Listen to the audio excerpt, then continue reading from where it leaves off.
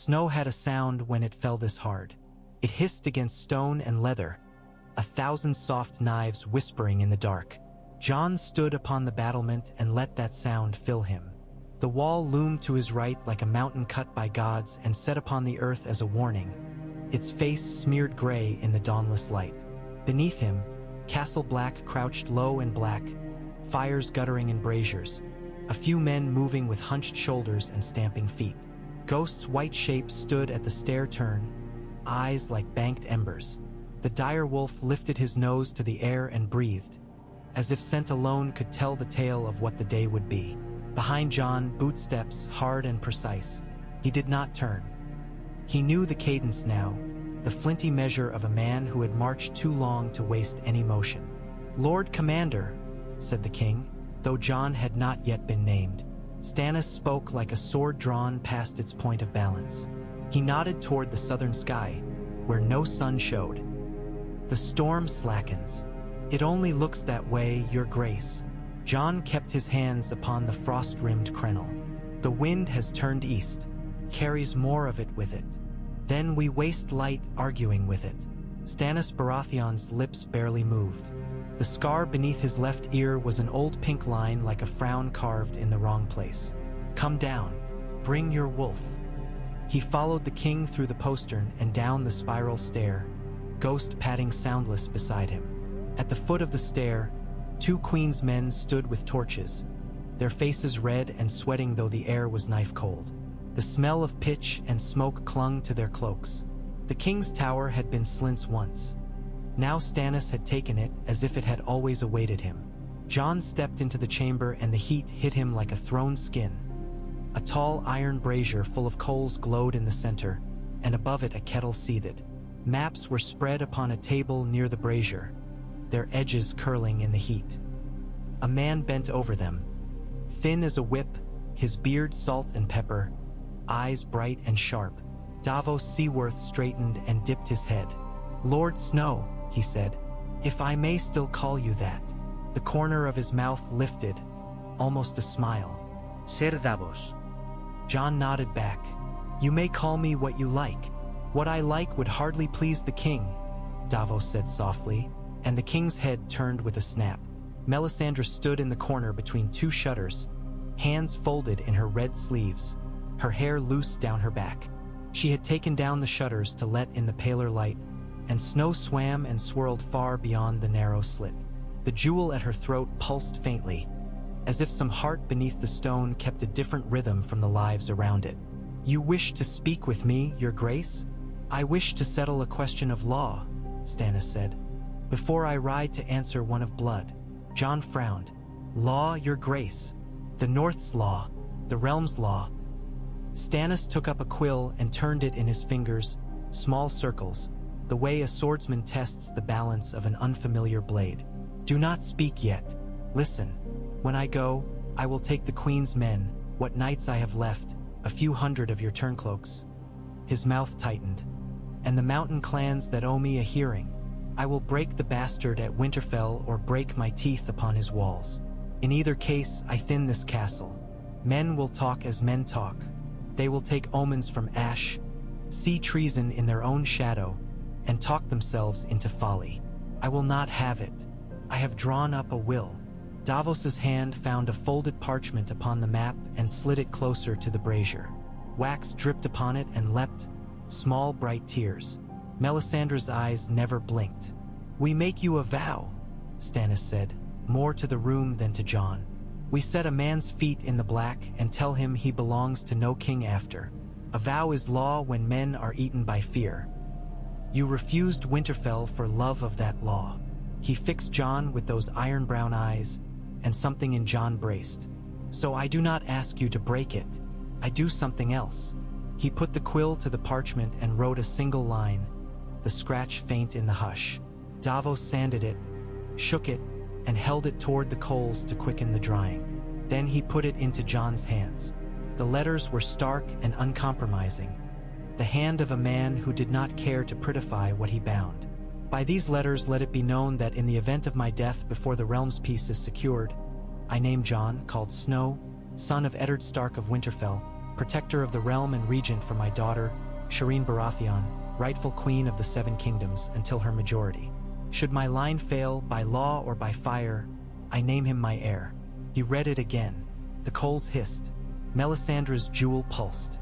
Davos Seaworth watched him, steady as a winter tree. And Stannis stood like a man who had driven the point at last, and now would not draw back. "You cannot," Jon said. His voice was raw. "I cannot. Lord Commander or no, I have sworn. You will not be queen." Stannis's mouth twitched, the nearest he had to a jest. "You will be her sword when she has need of a sword, her wall when wolves circle. If you are dead, it hardly matters what you swore. If I am dead, the realm will have need of a hand that is not soft." He flicked a glance toward Melisandre, a quick contempt, then away. "If the Lannister whelp or the usurper's bastard is set upon the Iron Throne by treachery while I lie in the snow, I will rise from that snow to set fires in their halls. But better that you prevent that need." "Your Grace," Jon said, "men will call this treason at the wall. They will call it a dozen things." Stannis drew a red seal ring across his knuckle. "What men call a thing and what a thing is are strangers that nod without speaking. You did not bend to me when I put a crown in your hand. That is why I trust you with this. Davos, the wax." The Onion Knight pressed a stick of red wax to the brazier. It went soft as fat and then liquid. Stannis let a drop fall, and then another, the blood-red circles gathering. He set his seal, and the stag took the fire's shine. "I will leave copies with the Iron Banks man and with the Castellan of Eastwatch," he said. "One will ride with me." "The law?" Melisandre murmured, and even her laughter sounded like flame. "The law folds when it meets the other law, the one men do not right. You see that now at last." "I see a war," Stannis said, "and I mean to make sure someone will finish it when I fall. Will you deny my daughter your protection, Lord Snow? Is this what your black cloak means? That you are blind to every child's need but a stranger's?" Ghost's head pressed into Jon's thigh with sudden weight, the warmth of him shocking against the cold that had worked itself into Jon's bones long ago. He tasted ash and iron on his tongue. "I will not deny her," he said. His hand was steady, though something in him rattled. "I will not deny the realm." "Say it again," Stannis said, as if words themselves made iron. "Say it so the wall remembers." "I will not deny her," Jon said. "Nor the realm." Stannis nodded once. "Then hear me. This is not a crown. This is a duty. It will load your shoulders and pull you under if you forget. Keep your oath. Keep your men in hand.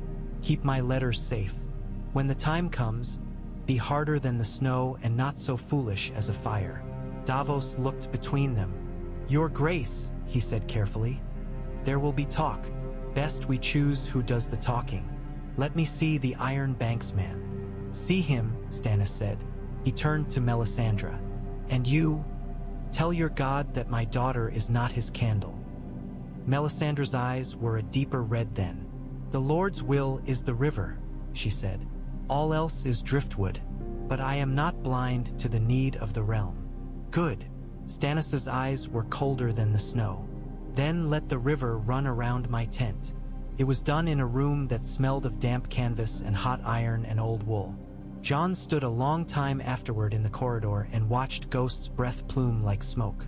The weight of the parchment seemed too little for what it was. He slid it inside his jerkin and felt as if he had slid a blade there. Word travels like a hungry dog. It nosed through the cracks, it worried at shutters, it got under doors. Men were assigned where to stand and when to sleep, and still the word found them. Davos told Tycho Nestoris with a softly respectful bow. The Bravosi blinked, considered, and hid his concern behind a banker's stillness. "The Iron Bank keeps a copy," he said, as if files could bind the winter. Stannis gave him one with a grim nod, and Tycho made it vanish within his fur-lined cloak as if he had swallowed it. The Queen's men took the word like an ember, carefully, and with the knowledge it could set anything alight. Ser Godry Faring's laugh was all scar and smoke. Clayton Suggs muttered about King's blood under his breath and glanced at the girl Shireen in a way that made Jon put his hand on Longclaw's pommel without thinking. Melisandre watched those glances and said nothing. Celis Florent took the news as if it had been a pustule lanced. She sat straighter and nodded. "So he will do what is needful," she told Jon. At last, a Stark who bows to truth. Shireen's eyes were enormous above the scarring on her cheek. "Will you be my hand?" she asked that night in the mess hall while she pushed stew with her spoon. The queen had not cared to feed with black brothers, yet her child came with only Lady Melisandre and Maester Cressen's old book to guard her. "I will be whatever your father wishes me to be," Jon said.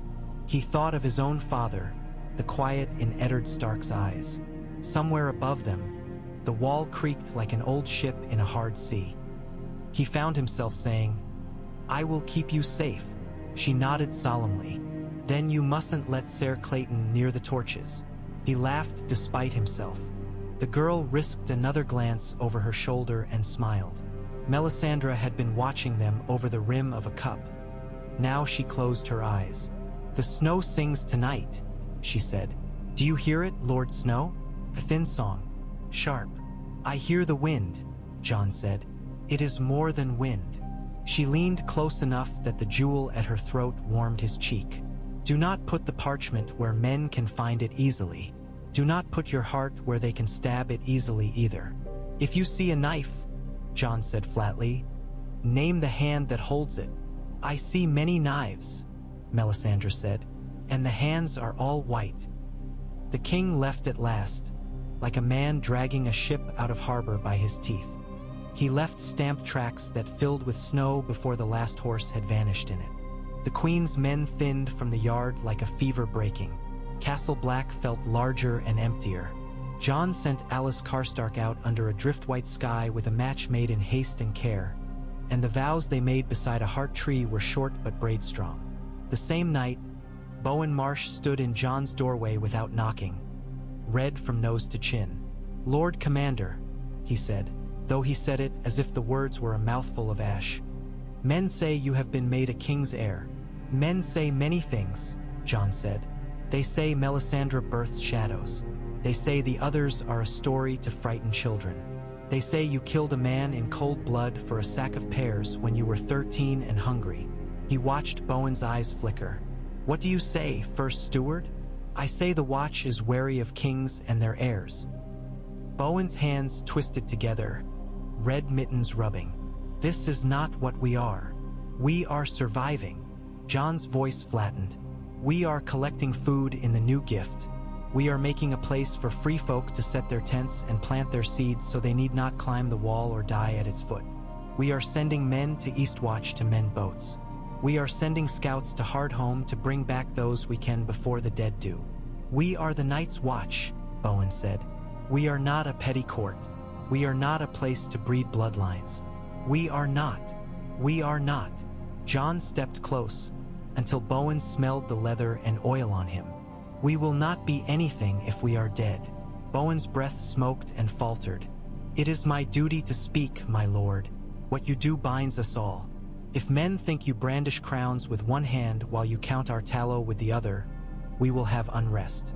The wall keeps men out and keeps men quiet, when it can. It does not keep the dead out," Jon said, soft. "Do your duty, Marsh. Let me do mine." Stannis did not write for 10 days, and then he wrote a letter sealed with a stag in red. Justin Massey's hand wrote the words, though the tone was Stannis's iron. "I am not dead," it said. "The snow hides and hinders. We moved west and then south through woods. Lord Bolton's men are fat and soft from their feasts. We have taken Deepwood Motte and sent Asha Greyjoy bound and cold south with us. The mountain men have sharp teeth. We eat roots and causeway. Tell the iron banker that his coin has not been wasted. Tell the queen her prayers may wait. Tell the Lord Commander that when I have need of him, he will know it." Jon read the lines with a breath he did not know he had been holding. He sent back a quiet message by Raven: "Hold if you can. If you cannot, strike and run. The wall holds."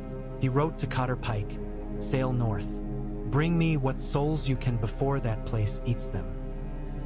He wrote to Kedgwood Eye: a half-savage cousin of the Vens who had bent knee to no man but Jon. Go east of the Milkwater. Watch and return. He wrote to Moore's Crowfoot, whose ravens from the Long Barrow came with claws and wit. Come south if the snow permits. Bring what men you will. The wall must be strong or it is nothing. A raven brought a square of white parchment from White Harbor, the wax impressed with a fat merman. Your Grace, it said, and Jon almost smiled at that. The letter wriggled with courtesy and heavy with hints. Wyman Manderley sent bread and salted fish and men with axes, and between the weasel words Jon thought he heard a deeper song. Come to court, that song said. Bring your letters. Show me your stark face. Jon remained where he was. A king's heir who keeps his vow is a man cut in half. He went to the practice yard in the mornings and took bruises and gave them, and at night he sat with ledgers and the weight of the wall. Tormund Giantsbane had built himself a house from 2 huts and a hall between. The wildling came bellowing and laughing to any counsel Jon called, and when they left, he walked close enough to bump shoulders like brothers. Dark wings? Tormund crowed one morning, flinging a strip of bacon to a skinny dog. Dark words. What of it, boy? What place wants you now? Jon broke the seal. The letters danced in their stiffness. To the bastard of Winterfell they began. He read until the world narrowed. He read and tasted copper. He read and felt something set itself into him and turn. When he had finished, he put the letter down without a word. The dog had eaten the bacon. Tormund was watching his face as if it were a war he meant to win. Ramsay Bolton, Jon said. He felt curiously calm. He says he has killed Stannis. He says he has Arya. He swallowed. He says he means to come here and take me and hang me and flay me and feed me to his dogs. Tormund's grin showed the gap where a tooth had been knocked loose by a white. He says a deal of things, this little man. Do you believe his words? Jon stared past Tormund to the pale and thinning light. Some of them, he said. Not the ones that would warm me. He called the hall that evening. He read the letter aloud, flat and slow. Men shifted, and the air filled with creak and murmur and the secret sounds men make when they taste fear and cannot find its source. In the far corner, the Queen's men stood with their torches like a string of little suns. Melisandre had not moved since she entered. The jewel at her throat pulsed a slow heartbeat.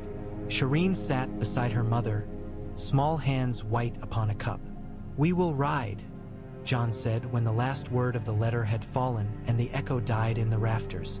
His voice carried and bound like rope. I will not leave a Stark girl to a flayer's hands. Our vows do not demand that we become less than men. A sound like a blade flinched from a whetstone came from the steward's benches. Bowen Marsh rose trembling. Our vows demand that we take no part in a father's quarrels. A bastard's, a king's, or a peasant's, he said. You would march free folk and Queen's men beneath the black banner. You would take Castle Black into a southern war. You would turn the wall to a causeway and a fortress to a flag. No, our vows demand that we guard the realms of men, Jon said. Not one realm and not one man. The bastard of Bolton is a fire set to the north's thatch. If he burns Winterfell, he burns what shelter we have. If he breaks Stannis, he breaks any hope of order when the dead come walking in numbers too great for our gates. He names me in this letter. He means to come to us. Do you think he will put up his sword when he sees our vows scratched over his flayed man? No. We go to him on our feet or we wait for him on our knees. My lord, Othel Yarwick put in uneasy. Even if you are right, men will say you take a crown that was offered to you with ink. Men will say you burn our neutrality for a sister you cannot prove is your sister. Men will say. Jon looked around at the faces that had become as familiar to him as the shapes of clouds. What they say in their cups will not keep their children warm. I ask no man to break a vow. I will go with whomever will ride to Winterfell with me. The Queen's men are not my men and the free folk are not the watch. We will not carry my black cloaks into this, only my name. That is enough, Bowen Marsh said, and now his voice shook, thin and high. That is betrayal enough. Something in the hall shifted then. He felt it even before he heard the scrape of boots. the soft rasp of steel leaving leather. Melisandre's head came up. She made a small sound like a sigh catching. Ghost's growl rolled out from under the trestles like distant thunder. Jon turned his head and saw Bowen's face. White, washed of blood, eyes wet and raw. The first blade went into him just beneath the ribs, too high and too fast, a boy's thrust. He had time to recognize Wick Whittlestick's wide eyes and splotchy cheeks. Pain seared, thin and bright, and shocked him with its ordinariness. He thought of how he had once cut his hand on a splinter of ice. "For the watch," said Wick through his teeth. "For the watch," Ser Alliser Thorne said, and struck at his back where the mail would barely slow him. Panic rose around them like foul water in a well. Men stumbled, chairs fell.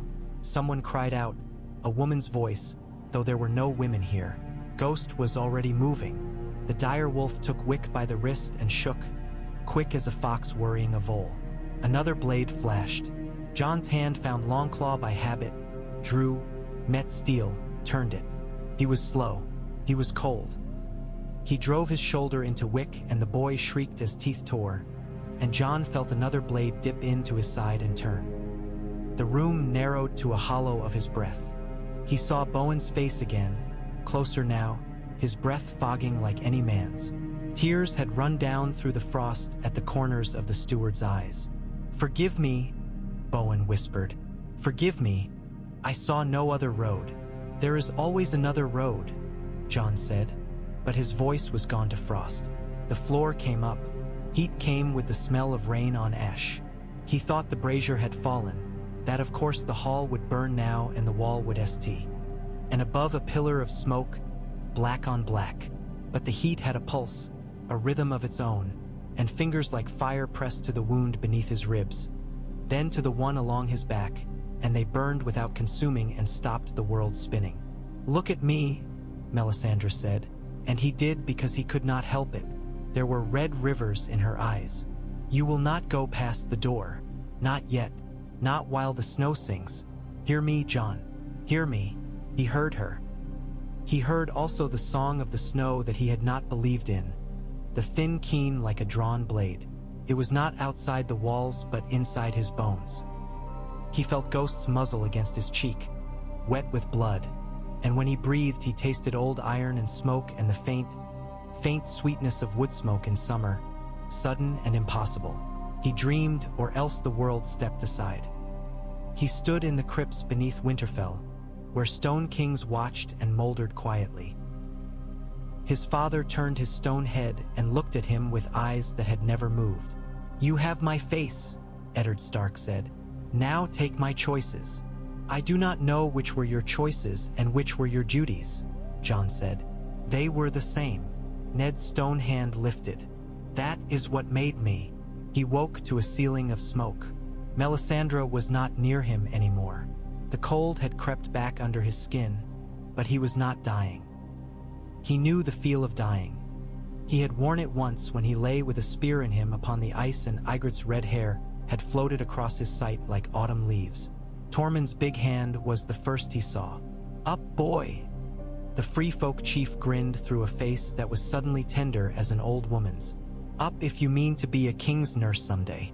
I've put down cows with less blood in them and still seen them up and kicking when the snow melted." He was in the king's tower, they told him later. Ghost lay across the doorway. The direwolf's chest rose and fell slowly, and blood slicked his muzzle. Men whispered outside like a wind. Bowen Marsh had not been seen since the hall, nor Wick Whittlestick. Lusky from the kitchens, who had tried to drag Jon by the arm when he fell, lay under a sheet in the yard, and Ser Alliser Thorne had taken a cut that was only shallow because his own rage had made him clumsy. Celis Florent came to stand at the foot of his bed, her mouth thin and white. "We should burn them," she said. "We should set them all alight in one great fire, the traitors and the half-savage and the Queen's brothers men and all. Only the Lord's light can cauterize such treachery." "Burn yourself," Tormund suggested. "Enough." Jon's voice was thin as parchment. "There will be no pyres. There will be justice." "That is fire by another name," Melisandre murmured from the hearth. You do not douse a wound with snow. He slept. He woke to Tycho Nestoris sitting at his table, writing with care. The bank disapproves of violence that cannot be tallied, the Bravosi said without looking up. We prefer assessments that can be paid. The bank prefers a realm that can pay, Jon said. The bank prefers survivors, Tycho said simply. He folded the parchment and dried it with a pinch of sand. The letters are copied and the ink is set. I have made arrangements. If the worst comes to your king, there will be ships in the bight that belong to no lord but to coin. A child and a crown can cross water that armies cannot. You understand? Ido. Jon closed his eyes. He felt the scrawled weight of Stannis' letters in the chest beneath his bed, and he felt their twin weight beneath his ribs where knives had opened him. Has there been word? From the south. Tycho shook his head. From the east, however. Your Cotter Pike writes in a hand like a drowned man, but it says he will sail. Hardhome is a nest of dead and worse than dead. Lord Snow. He does not expect to sing about it. I will send more men, Jon said, and Tycho did not correct him with a reminder that they were not his to send. He went shakily down to the yard the next day, because a man does what he must when his bones tell him he must not. The air bit and the light was thin and cruel. The scar along his belly stung with each breath. The free folk watched him with a silence that was new. The Black Brothers watched him with expressions that ranged from shame to hostility to stubborn, ordinary duty. He spoke to them all. He spoke the words of the vows as if they were new, and he spoke the words of the king's letter as if they were a burden he had put upon his own neck. I cannot be a thing that makes you less, he told them. I will not. But I will not be a thing that lets you die because it is easier to stay inside the words we carved. We carved them because men died without them, Othel Yarwick said. And men will die with them, Jon answered. Stay or ride. I will not force one of you to take a step he will not own. But I am riding, and I am not wearing black when I do. A breath ran around the yard and was snatched away by the wind. Tormund grinned. Then I will wear black for you, boy, he said. We'll look like a pot, and its lid we will. Let them go, Melisandre said in his ear when the yard had emptied. Let the men who love the letter more than the thing it names sit by their stoves and count their onions. Give me those who love the thing more. And when the letter is needed? Jon asked. We have the letters, Melisandre said softly. The ruby at her throat breathed. We have enough fire to read by. They rode south under a sky like hammered lead. The world narrowed to hoofbeats and the dark line of pines and the thin whip of the road, scoured with drifts. Tormund led, his laugh shaking snow from branches when it came. His sons rode close to him, big men with their father's bone joy in them. Queen's men filed in order where the road widened, plumes already rimed with ice. Jon wore no black. He had chosen a plain cloak of gray, lined for warmth with no sigil. Longclaw rode easy upon his hip and Ghost went a white shadow at his stirrup. They found Moor's crow food first, by design as much as luck. The old man's ravens found them like arrows. He came out from a low fold of hills with a dozen hard men in sealskin and a grin that showed 2 teeth. His patched cloak flapped like a tattered standard. He clapped Jon's shoulder with a hand like boiled leather. You look like your father, he told him. And not at all like the boy Catelyn Tully carried on her hip. That's only fair, since you're not him. I'm neither, Jon said. But I am here. You're a man who makes a choice, is what you are. Mors's one eye glinted. We don't see that much anymore. They went on. The snow found them no matter where they tried to hide. They came to a frozen shallow lake with a copse of birch on the far shore, and there they found the first bodies, Fry men, by the boar snout on a tattered flag half buried in drift. Crows had already pulled at them. The ice had been broken and refrozen, a scarred mirror. A rope lay half frozen into it where someone had tried to drag something out. Tormund spat. Trapped and taken like fish, he said. That's a cunning man's trick. Stannis, Jon and Mors said together. The next night they met a woman with hair like black iron and a face set like a helm. She had half a dozen men with her, and Theon Greyjoy roped at the middle like a calf. He stumbled when the wind struck him. He had no fingers to keep the rope from cutting. Jon knew him, though the boy he'd known had been all cruel pride and sly grins. This man looked like a burned thing, white and scarred and afraid of any eye upon him. He flinched when Ghost padded close. "Do not," he whispered low, to no one, to everyone. "He will flay me. Ramsay will flay me. I am only Reek." "Stark," the woman said to Jon without courtesy. She nodded at Theon as if he were a bundle of sticks. "You're a day behind the king. He camps in a village of crofters and cuts men from the ice." The Freys ran their horses onto lake water like blind cattle. They didn't like what came up around their hocks. The king did. "You are Asha Greyjoy," Jon said. She lifted her chin. The shackle at her wrist chafed her skin raw. She did not rub it. "I am. The king meant to take my head, but he's decided my tongue is worth the neck for now. I'll give it to him. Winterfell eats itself. Roose Bolton has hands like cold fish. His bastard has teeth and no sense. The Freys are at each other. Lord Manderley is stuffing himself and counting them. So I told the king, and so I tell you. Only fools go hunting when the wolves are already snapping at one another's throats. Then he will not have to be a fool long," Mors Crowfoot laughed. "He can be a butcher instead." They found Stannis where the drifts had piled themselves like walls and the trees hunched with snow. The crofters' village was nothing but low houses and a byre, their roofs half buried, smoke crawling from holes with a smokehouse's stubbornness. Men had made camp around two great oaks, and the king's tent stood taut and narrow between them. They saw him before Olly caught their reins. Stannis Baratheon strapped in boiled leather, frost riming his beard, his eyes as gray as the snow sky. He looked thinner, more dangerous for it. "Massey told me you would come when the writing demanded it," he said to Jon without greeting. "He writes like a boy, but he is not wrong. The pink letter demanded it," Jon said, and Stannis's mouth sketched that near smile. "Pink," he said, "a fitting color for a bastard's scrawl." Jon handed him the parchment. Stannis read each line, the skin over the scar beneath his ear tightening at one point that Jon could not name. He refolded it very carefully. "He lies," the king said, "but he lies with truth braided through.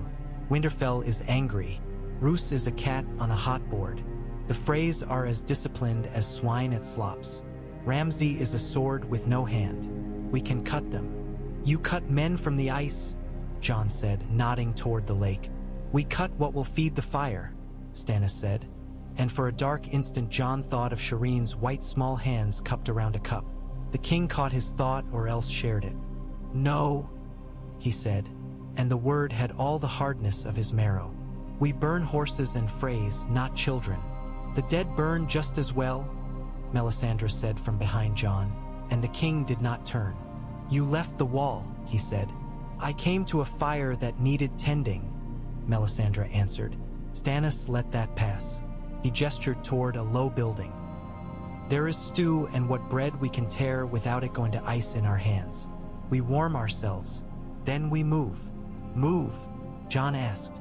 "To Winterfell." Stannis's eyes showed a light that had nothing to do with coals. "The bastard runs men like boars across frozen water because he does not know where men will not follow. He will look to the south now because he is a boy who turns his head to chase a noise. The old man in the castle hears his bellies complaining and thinks, like all such men, he can feed his fat with fear. We will come from their blind side. We will not take the castle with ladders and songs. We will come into it like cold and sit."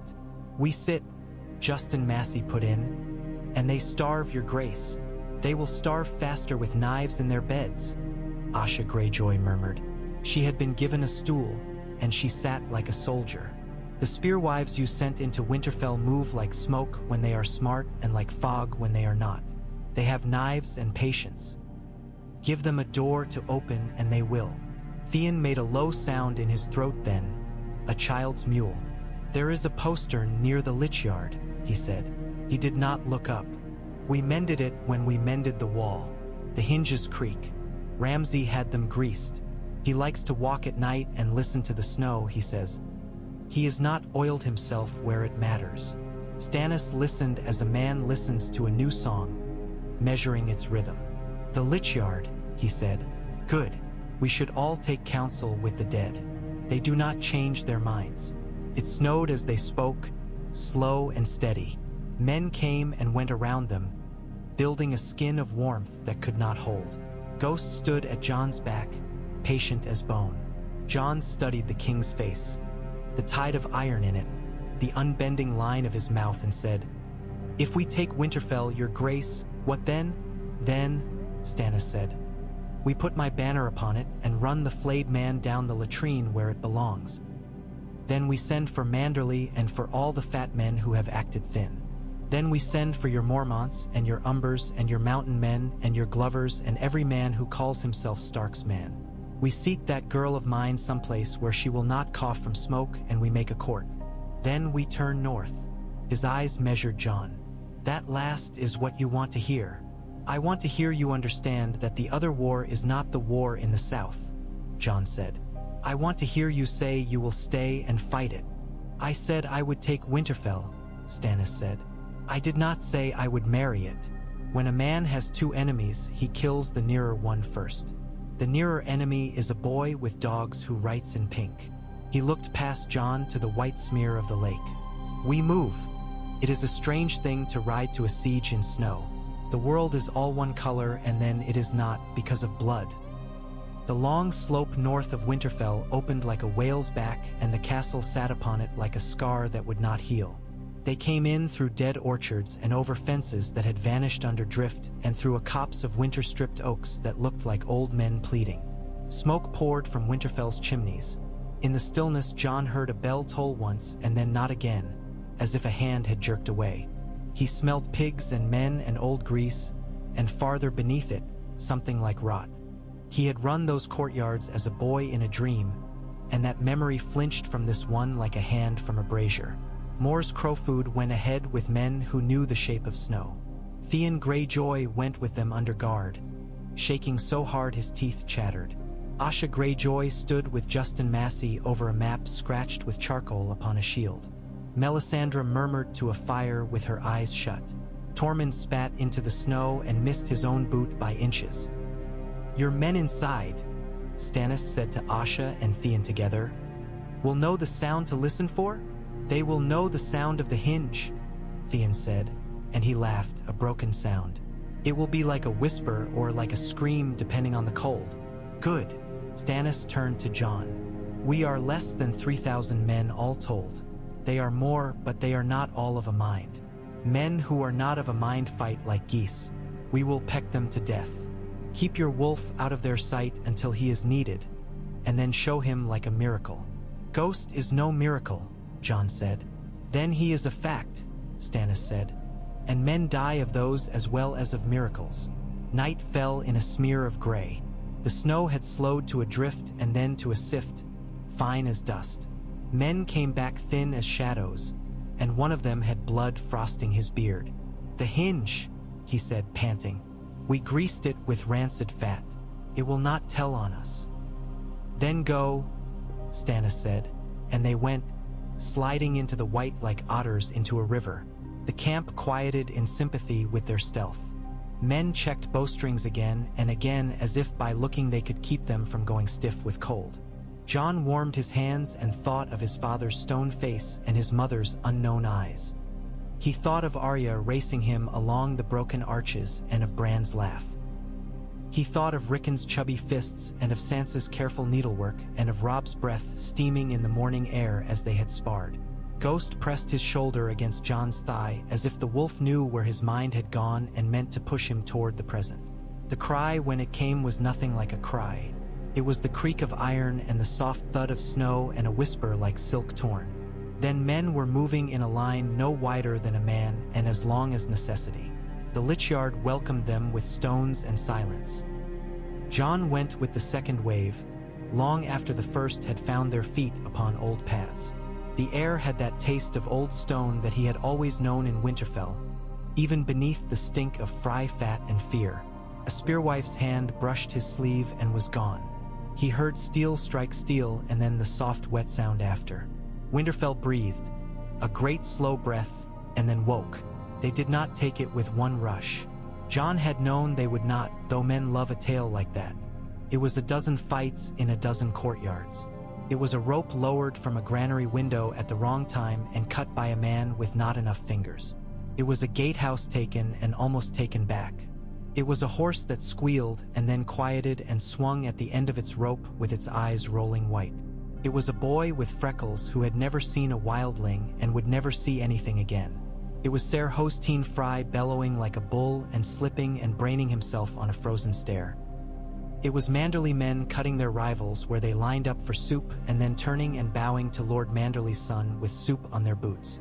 It was Roose Bolton standing at a window and watching the snow with narrow eyes until it took him longer to come down the stairs than it should have. And when he came down, his hand was clean. Jon fought where he was and then where he was needed.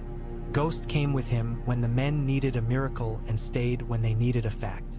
Twice Jon saved a man he did not know, and once he was saved by a man he would never see again because the man had died of his wound by the time Jon had turned to thank him. He went past the Godswood and felt himself tilt inside. The heart tree's crusted eyes were open and full of thoughts he could not bear to meet. He went past the old archery butts where he had stood with Robb and Theon as boys, and the black eyes of the butts looked like mouths tonight. He saw a woman crossing the inner yard with a bundle in her arms, and when a Fry reached for the bundle, it cut his hand to the bone. The bundle laughed. A cry went up at last, not made by hinges but by a man. "Ramsay!" Asha shouted, and laughter followed it, and then a hoarse, ugly sound that might have been Theon's. Jon turned and saw the bastard on the covered way, pale hair plaited back tight, eyes bright with a child's delight. He had a bow. He had 3 men with him, which meant he thought he needed none. He smiled like a fox stealing eggs. "You?" Ramsay called, and the word cracked on the horsehair string of the world. He put an arrow to his bow and drew. Jon had time to see the shape of an eye behind him and to think that the bastard liked to shoot at eyes. He moved, but not fast enough. The arrow came like winter comes. It did not hurry. It simply did not stop. Ghost leaped. The arrow hit the wolf's ruff and glanced, thick fur and old winter muscle turning it. The second arrow went low, more dangerous, but by then Tormund's son Torreg had reached the covered way and lifted a shield into the air like a platter. The shaft struck with a dull thunk and stuck quivering in the wood. Ramsay's smile went. He drew his knife with his left hand and tried to cut the rope of the covered way to drop it on men below because he had an idea of battles learned from a cruel tutor and not from the world. Jon was already climbing. His wounded side sang as if cut anew. His breath burned. His hands were iron in snow. He came up where the snow had drifted against the wall and the board had sagged. Ramsay turned and smiled again because he could not imagine he would ever have to learn a new smile.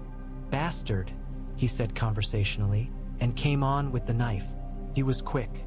He had practiced 1,000 quick cuts on helpless skin. Jon had practiced killing in the woods and in the yard and in the snow. Longclaw came up and met the knife with a sound like law striking law. Jon turned his wrist and pushed, and the knife's point skittered.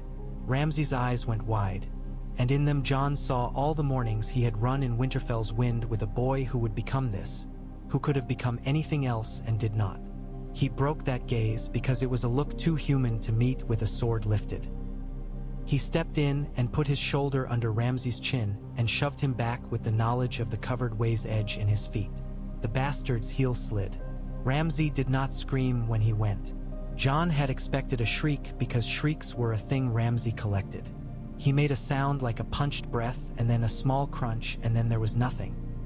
Men looked at Jon from below like hungry dogs when meat has finally fallen. He lifted Longclaw. "Winterfell," he said. The word fell heavy and true. Winterfell. They found Roose Bolton at last in the great hall. Under stark banners he had hung without any understanding of what they weighed.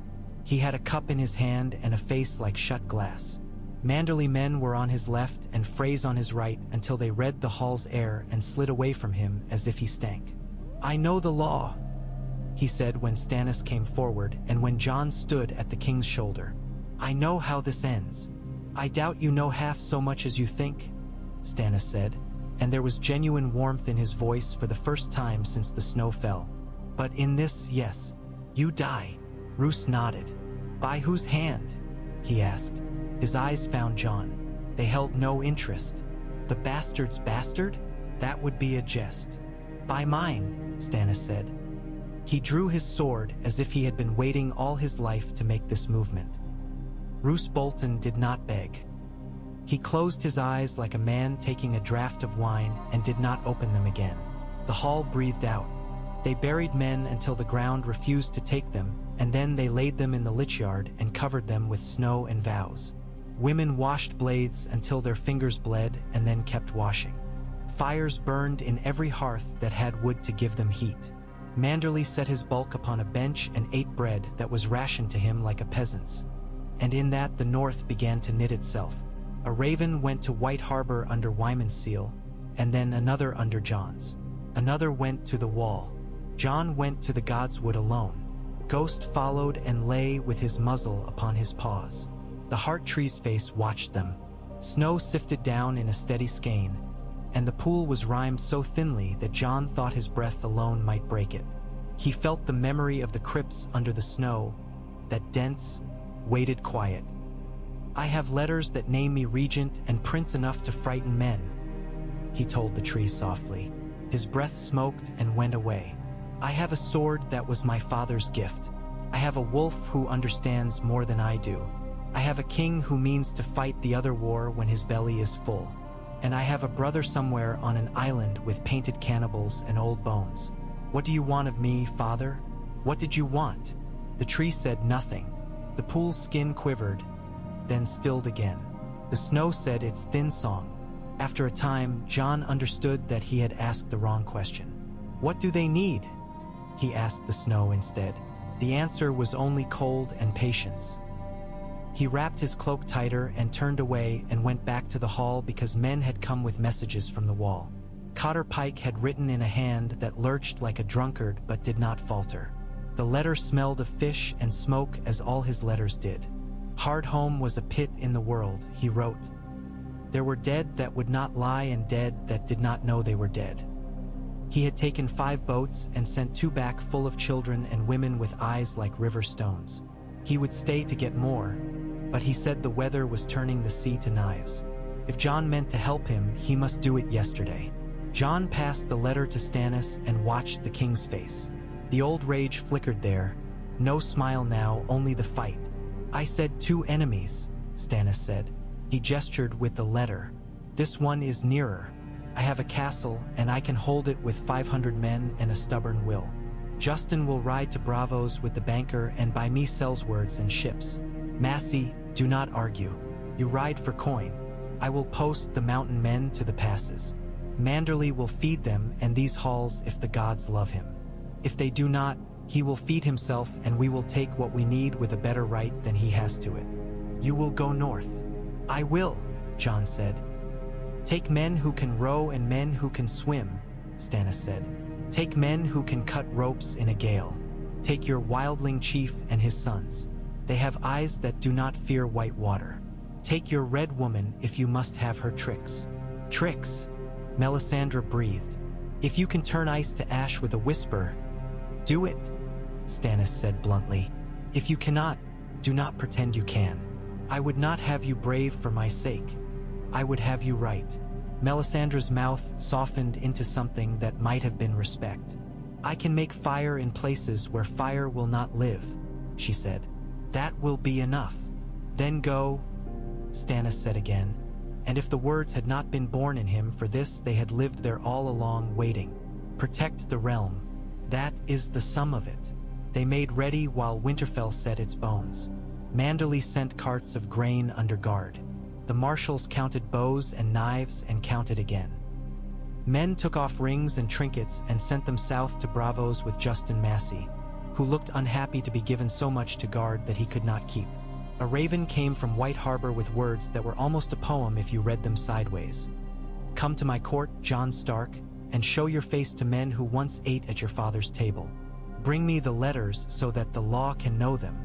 Bring me the girl and her mother, and I will seat her on a chair not made of swords, where she can breathe." In that letter, the word Stark was not an accident. He did not go.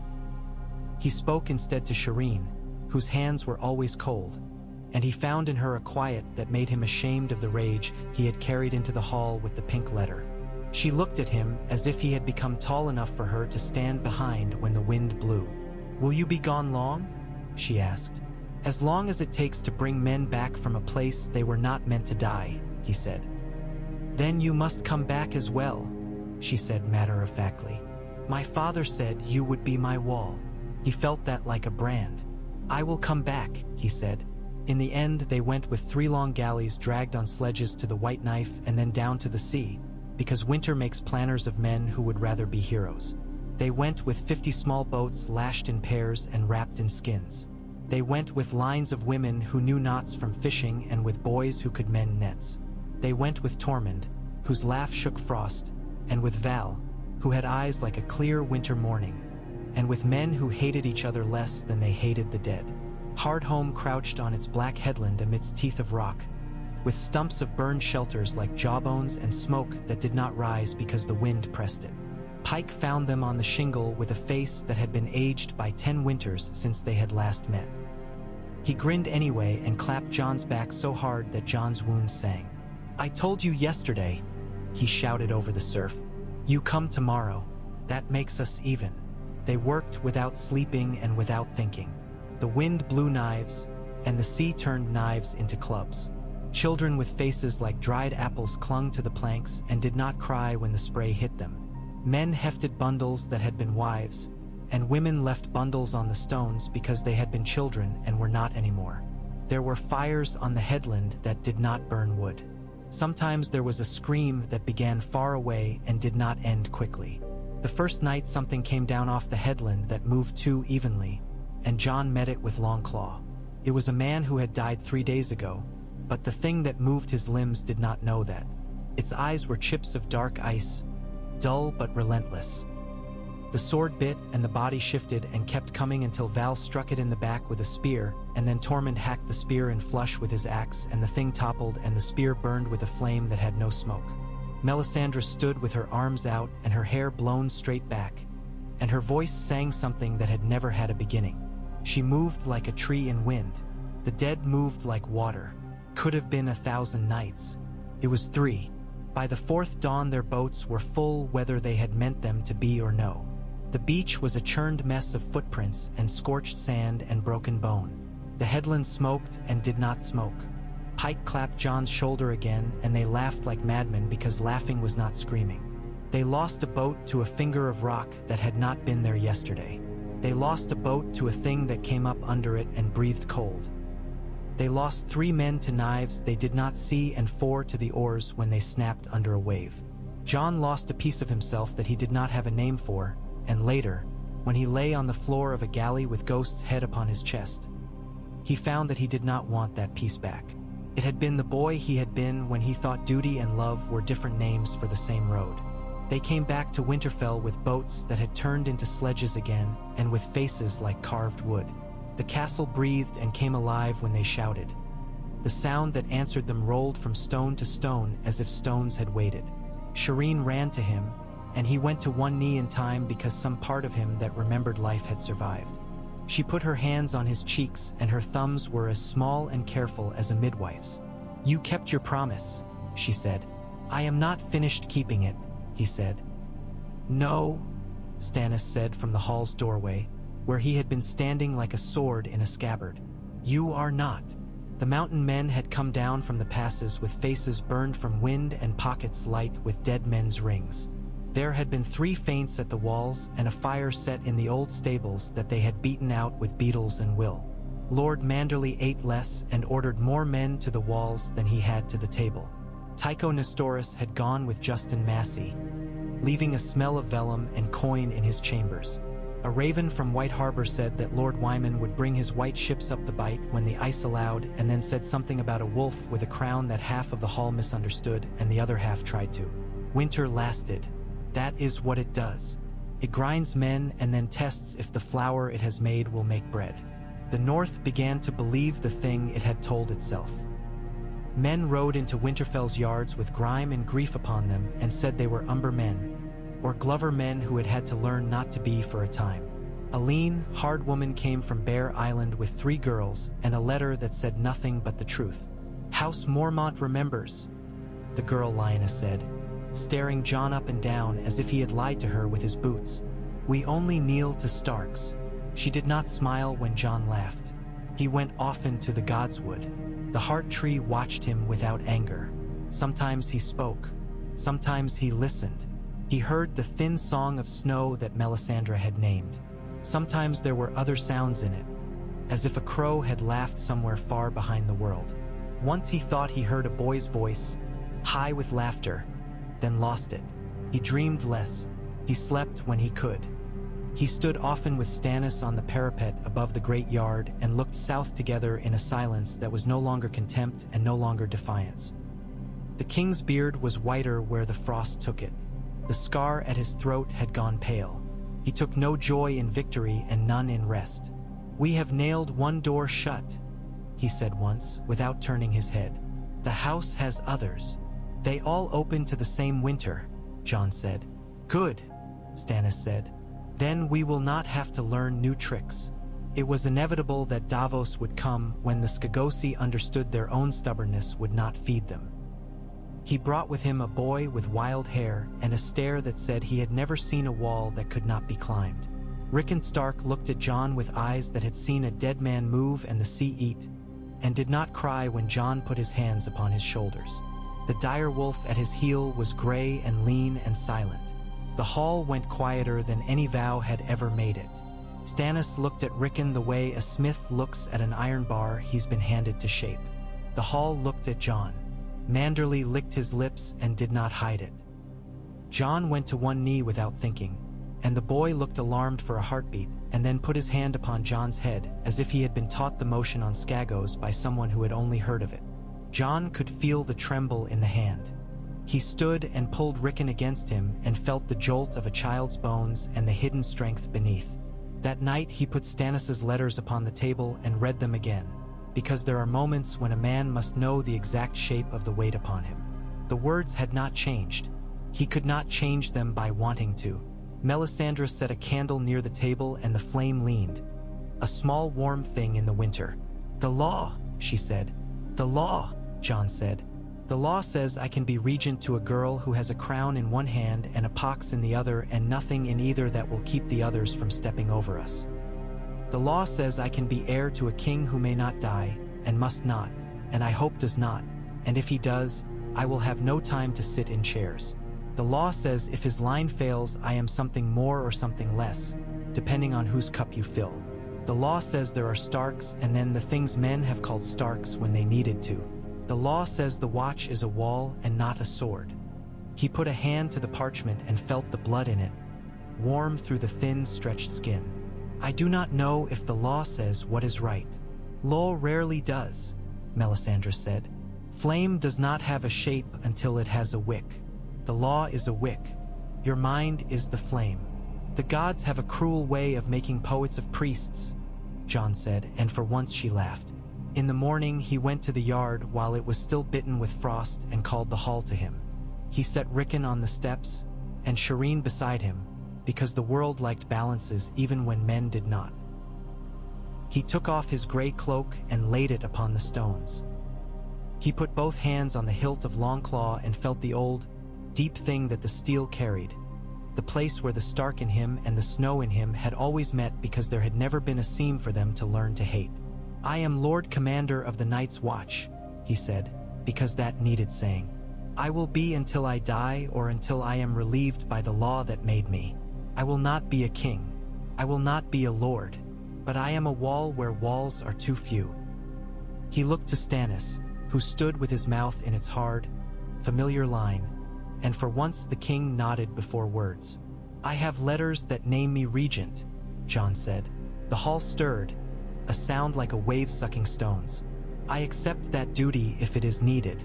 I have letters that name me heir if a line fails. I do not accept crowns from dead men. I accept the chance to do my duty if the worst thing happens. and I pray in every way a man can pray that I need not do it. This is what I swear in front of the trees and the gods who have watched men lie to them for 1,000 years. I will put every crown I am offered into the fire until the dead are dead. And after, if there are still men, we will talk of paper." He knelt and took Rickon's hand and set it in Shireen's, small palm to small palm. "This is the north and this is the realm," he said, and it felt childish on his tongue and right despite it. "You will be my left hand and you will be my right when I must use both. You will be my conscience and you will be my law. I will be your sword." Stannis's breath smoked and did not twist. "Then stand, Lord Commander," he said, "and do what you have said." There were years in that winter. There are always years in a winter that lasts. But the years that followed had a shape to them because men told themselves what they were. Winterfell held. White Harbor sent ships where ice water allowed. The Iron Bank's coin bought sellswords who did not love any man but came anyway because coin will stand where oaths fall. The mountain men learned the names of the walls and the desirability of sleeping beneath them. The free folk built villages in the gift with roofs mounded like snow themselves. The wall did what walls do. It stood and it made men stand. The dead came, as Jon knew they would, and they came in ways that made little of laws and much of fires. There were nights when the snow sang so thin that you could not tell it from your own blood, and mornings when the sky was white from one end to the other as if a hand had wiped it. There were battles won by men who could row in water that was full of knives and by women who could tie knots in the dark. There were losses, there must be losses, and the names of the dead were said and said again until men who had not known them felt they had. Jon went where the wall needed him and sent letters where Winterfell did, and when both called at once, he learned what men learn when they are pulled in halves. He did not break because he had never been whole in the way men thought. He rode with ghosts through forests where the trees stood like old spears, and once he saw a boy watching him from the high crotch of an elm and thought of Bran, and felt a wind move against the way the wind had been moving, and then it was gone. He stood beside Stannis above a breach where the dead had pressed and the stones had held. He knelt in the gods' wood with Rickon and made him smell the cold the way his father had made him smell the cold when he had been a little boy himself. He gave Shireen a dagger and made her hold it until her hand did not shake, because the world did not care about girls who read in corners. He watched Melisandre in the dark and did not ask her what she saw, but he listened when she told him where to put his men, and the next day their blood did not fall where it might have. Bowen Marsh's corpse never turned up, and that was sometimes harder than if it had. Some days Jon woke and thought he would see the steward's red cheeks and hear him say "my lord" with a mouth full of ash. Some days he woke and thought he might forgive him before he died. Some days he woke and put on his sword and forgave no one because the day did not allow it.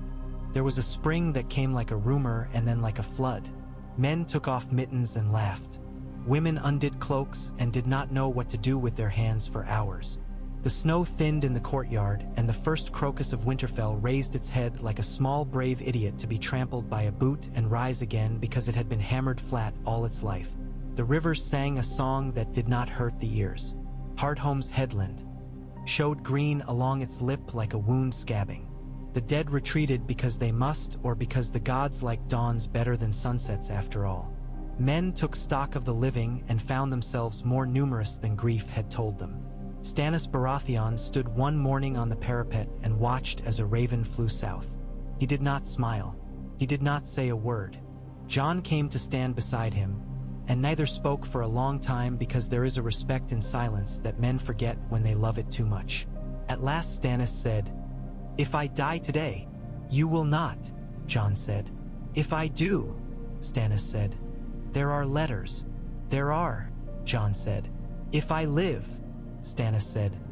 "There is a kingdom, not made of swords, made of men who have learned to stand upright when the wind would not let them. The South will not like this." He looked sideways at Jon. "The South likes little that it cannot fit into a ceremony."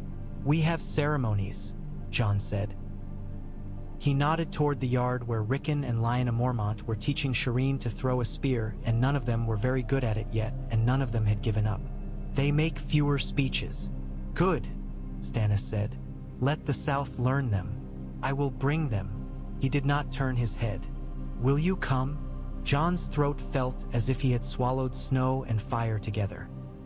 He thought of nights on the wall and the thin song of the snow and the smell of Ghost's fur and the way the heart tree looked at him without anger. He thought of letters under his bed and letters in a banker's vault and letters that had been burned under a starless sky above a cold sea, because sometimes that is what must happen. He thought of a boy's stone father with eyes that did not move and a king's daughter who smiled with only half her mouth because the other half could not, and found joy there anyway. He thought of what he was, not a lord, not a king, a wall between things and other things. "I will go as far as the gift," he said. "I will go as far as the neck. I will go as far as the banners will carry men back again in time. I will send men farther than that, and I will write letters. I will not leave the wall without a wall in my place." Stannis nodded once. "You have learned to speak like a man who expects to be understood," he said. "That is rare. You have learned to listen even when you do not like what you hear," Jon said. "I have learned that men who have never had crowns do not always drop them when they are handed one," Stannis said dryly. "Go and keep your vow, Lord Snow. Keep also mine." They stood together and watched the yard. Shireen threw the spear and it wobbled and fell, and she laughed. And the laugh was not a thing the South would understand. Jon felt the weight of steel at his side and the lighter, impossible weight of parchment under his ribs, and for once both weights sat easily. The snow had stopped singing. In its place there was another sound, quieter but stronger, like water finding its bed again. He did not know how long it would last. No man could. He only knew that when it changed, he would be standing where he must stand, and that the choice he had made in a warm room with coals shining and a parchment in his hands was the same choice he would keep making, with law or without, with crowns or their ashes, with wolves or without them. He reached down and rested his hand upon Ghost's head. The direwolf's eyes were old and kind. The wall behind them threw a long blue shade along the yard, and the heart tree's face softened in it. If stone can soften. Somewhere far to the south, bells would ring for victories or for weddings or for executions, and men would dress themselves in words like honor and law and right. Here now there was a spear to pick up and throw until it flew straight, and a gate to mend, and a letter to write, and a watch to keep. He had been given an airship with ink and sealed with wax and blood, and it meant nothing if he did not use it as a tool to build with and not as a chair to sit in. He had been given a winter, and he had begun to learn how to make it a place where men could live. He had been given a choice, once at the top of a wall in a snow that had a song, and he had chosen to be the thing he said he would be when there were only boys and ghosts to hear him.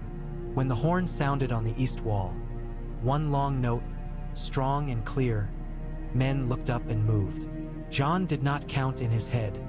He did not ask the men on the parapet how many they had seen. He turned toward the sound and ran with the others. Ghost ran at his side, white on white, and Stannis Baratheon moved with them like the last snowstorm of a long winter, lean and lethal and without hurry. The sound of the horn filled the yard, and then there were answering horns from Eastwatch and from the Shadow Tower, a language old as stone and new as breath. There were very likely letters to write tonight, and a fire to feed, and a small girl to show how to throw a spear without closing her eyes. The law would still be the law in the morning, and the South would still be the South, and the snow would sing again when it chose. But now there was the horn and the running feet and the wall that was a wall because men decided that it was and then held it. Jon did not look down at the place on his side where the knives had gone in. He did not look toward the chest where the parchments lay. He did not look at the godswood for counsel. He ran, and the long bright sound of the horn washed the last of the blood from his tongue and left him with the taste of cold iron and pine smoke and something like hope.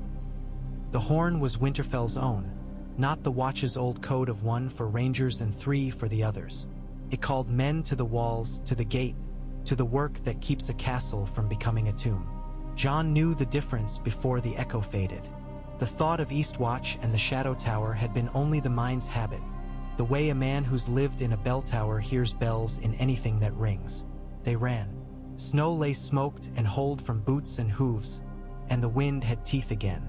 Men formed like banks of shale around the inner gatehouse. Torchlight woke iron to red. Tormund bounded up the outer steps 2 at a time.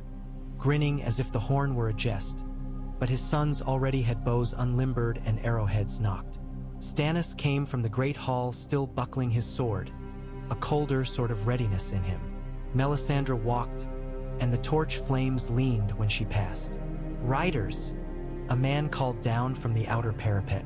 "From the Dreadfort Road. One with a torch, two with nothing. One more down in the snow that's not getting up." "Open it," Jon said when Stannis only looked. He felt the way the castle held its breath. They came in as if Winterfell's gate were their last hearth in the world. One rider fell when his horse shied from the torch bright as a little sun.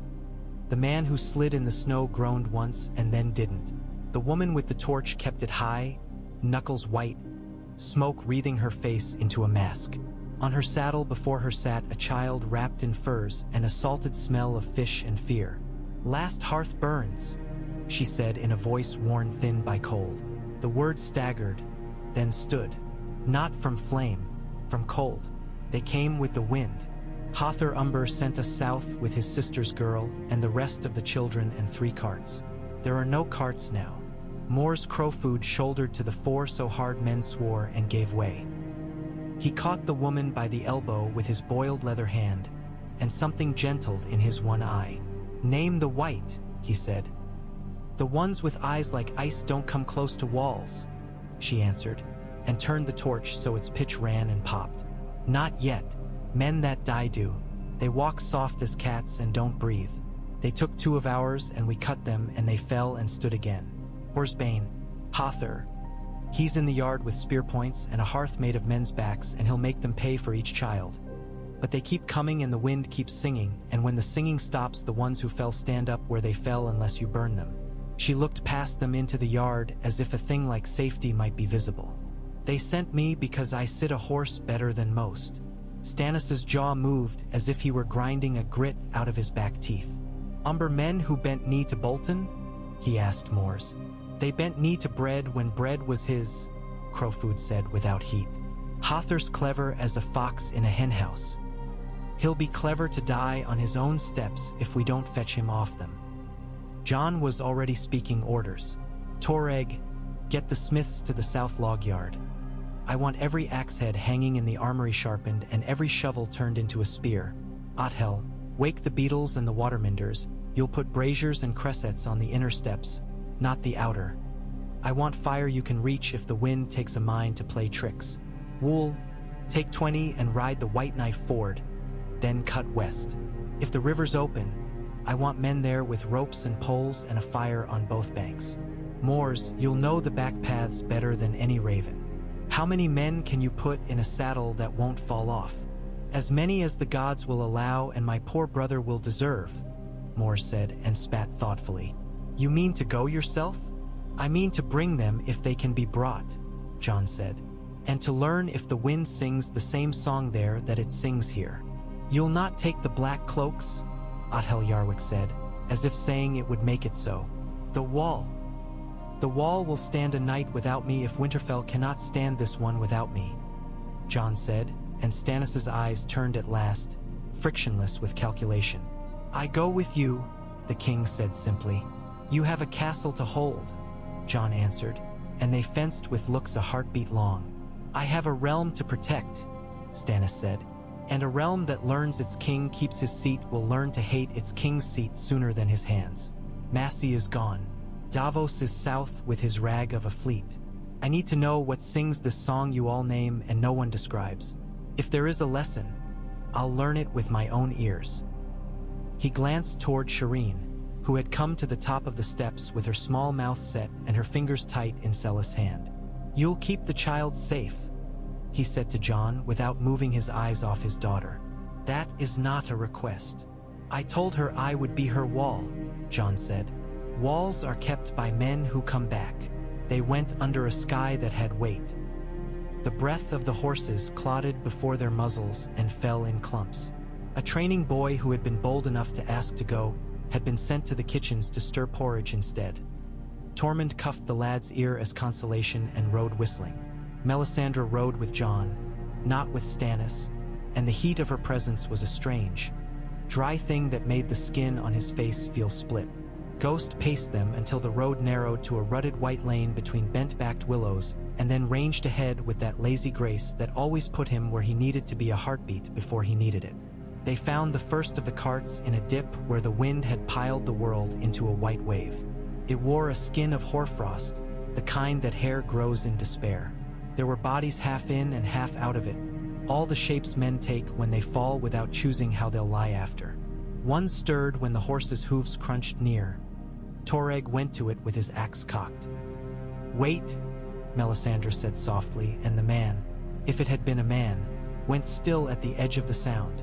The red woman dismounted and set a pinch of something from her sleeve upon the cart's rim. She sang low, a thread of voice that had more in it than simple tone, and the pinch of powder took flame like oil. It crawled over the frost skin like a snake that had found a warm stone to wrap, and then the frost fell through itself and became water and then steam, and then there was only wood that would burn in the honest way wood burns. The blackened arms that had reached from the cart writhed as if memory had forgotten its own nature. Then they lay quiet. Tormund whistled again, softer this time. "You make fire come where it's not welcome," he said to Melisandre. "You'd make a good wife for a man who likes soup." "I make the fire that is in the fire show itself," she said, and mounted again with the ease of a girl in spring. "This is no trick. Trick's end. This is a road." They found the second cart by the noise it made when something inside it moved. They circled wide, because Moors had taught them once in another winter that the best path is often a long crescent. The shape inside was a boy with a broken leg, blue as bruises, his mouth almost the color of his teeth. He flinched from Melisandre and hid his face against Jon's cloak when Jon lifted him, and neither act seemed to displease her. By the time the last dip was behind them, the wind's song had changed. It had lost the thinness that had made Jon think of drawn steel and taken on a deeper voice he felt in his bones. Moors reined in without being asked and held up his hand. He cocked his head like a hawk. "There," he said, and when Jon looked he saw nothing until he saw the wrongness. It is an old thing, the wrongness of dead men walking. It is as old as knowing that warmth is life. The first of them came like boys play at walking on their heels to make snow squeak. The sound they made might have been that squeak if boys' games were taken down to a pitch that had no joy in it. Behind those came 5 more, and behind those the wind itself. The eyes were blue. Jon knew that shade. He had dreamed it and woken tasting blood. At their center moved a taller shape that made no sound at all. The air near it went thin. Stannis drew up beside Jon without looking aside. "That is a banner without a banner," he said. "Not the thing you were meant to swear to," Jon said and spurred. The first rank fell to arrows because arrows know what to do. The second rank made arrows foolish because the bodies that wore them took them and kept coming unless they were broken in the right way. Tormund's axe loved the right way. Toreg's shield loved the wrong way and corrected it in midfall. Melisandre did not raise her hands.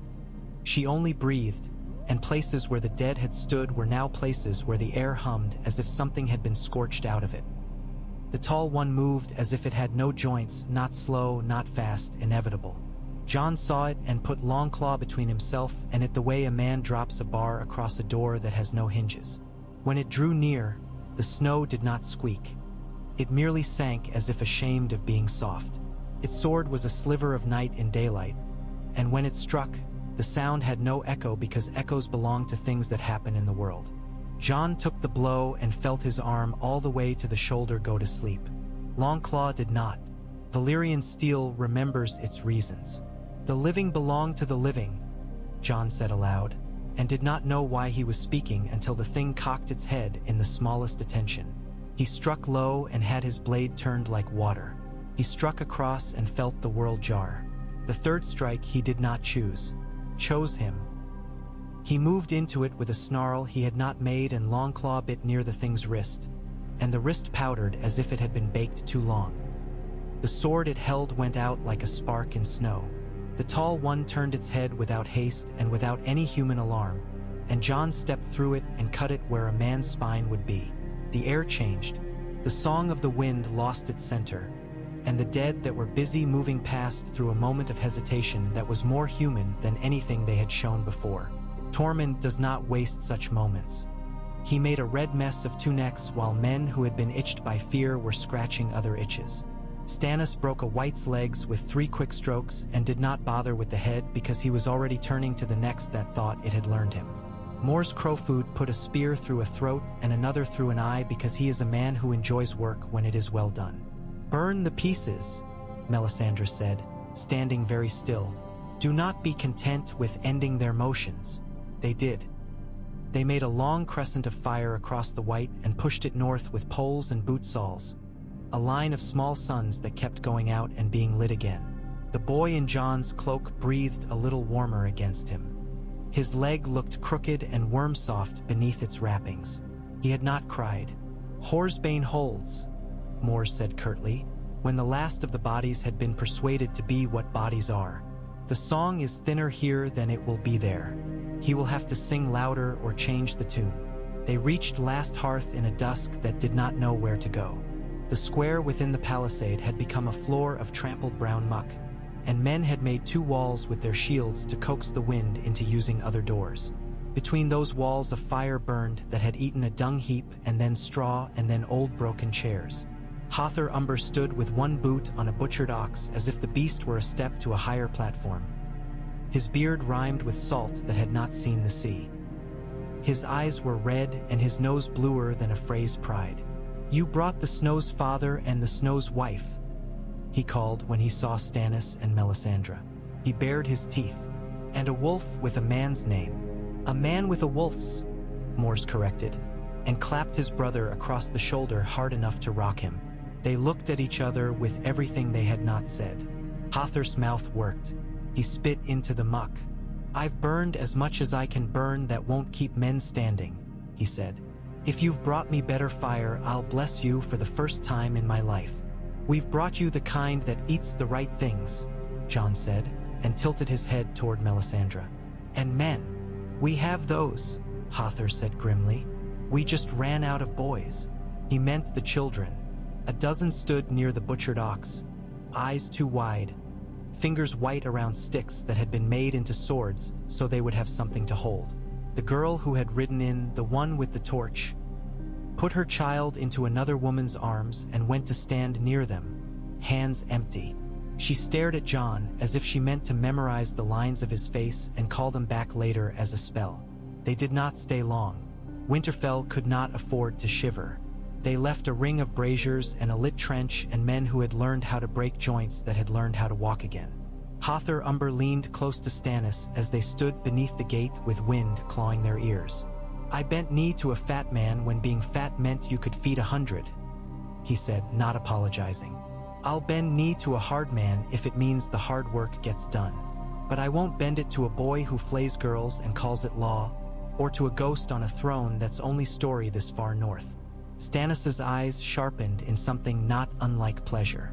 "You will bend it to the girl I name queen because I say so and because the law says so," he said. "And because she does not flay anything but fish. And because the man who stands between her and wolves will be better at the work you respect than the boys who flay." Hother grunted. "Good," he said, which was as near to a fealty as he'd give a man without a bowl of ale handy. He set his hand on Jon's shoulder briefly, his palm await. "You look like a thing that keeps standing," he said. "That's the thing we're out of." They made Winterfell again in a night that had learned to stay small. They rode in under the foxfire green flicker of aurora beyond the clouds. The sky looked like iron hammered thin. Shireen ran out again, because children are the only creatures that wear fear without letting it hold their legs, and Jon felt her hands at his belt before he had fully dismounted. She did not speak until she had counted breaths. "You came back," she said then, solemn. "I told you I would," he said, and she nodded once and let go of him and went to look at the boy he had carried back as if she were measuring him for some use. They worked then as if the world had been waiting for orders. It had. Jon stood in the great hall with a map and stones for men and cut those stones into honest numbers and sent them where they must go. Stannis stood at the high end of the same table and did the same for other stones that had other banners painted on them. Manderly wrote lists like prayers. Tormund stood over a kettle and told a boy to stir left-handed because the right had burned somewhere and the boy did not need to learn to make the burn worse. Melisandre moved through smoke as if she had a map no man could see. Ghost slept when Jon slept, which was never long. In the days that followed, ravens came from the wall with wings like black knives. Eastwatch reported ice where there had been only cold. The sea had skinned itself in night where it should have moved like a great lung. The Shadow Tower said the High Pass was a white throat full of old bones that seemed to move when no wind blew. Castle Black spoke in Jon's own hand once or twice and Othel's more often. Once Tormund's boy Bors crowed a message across the hall without waiting for quill or sand.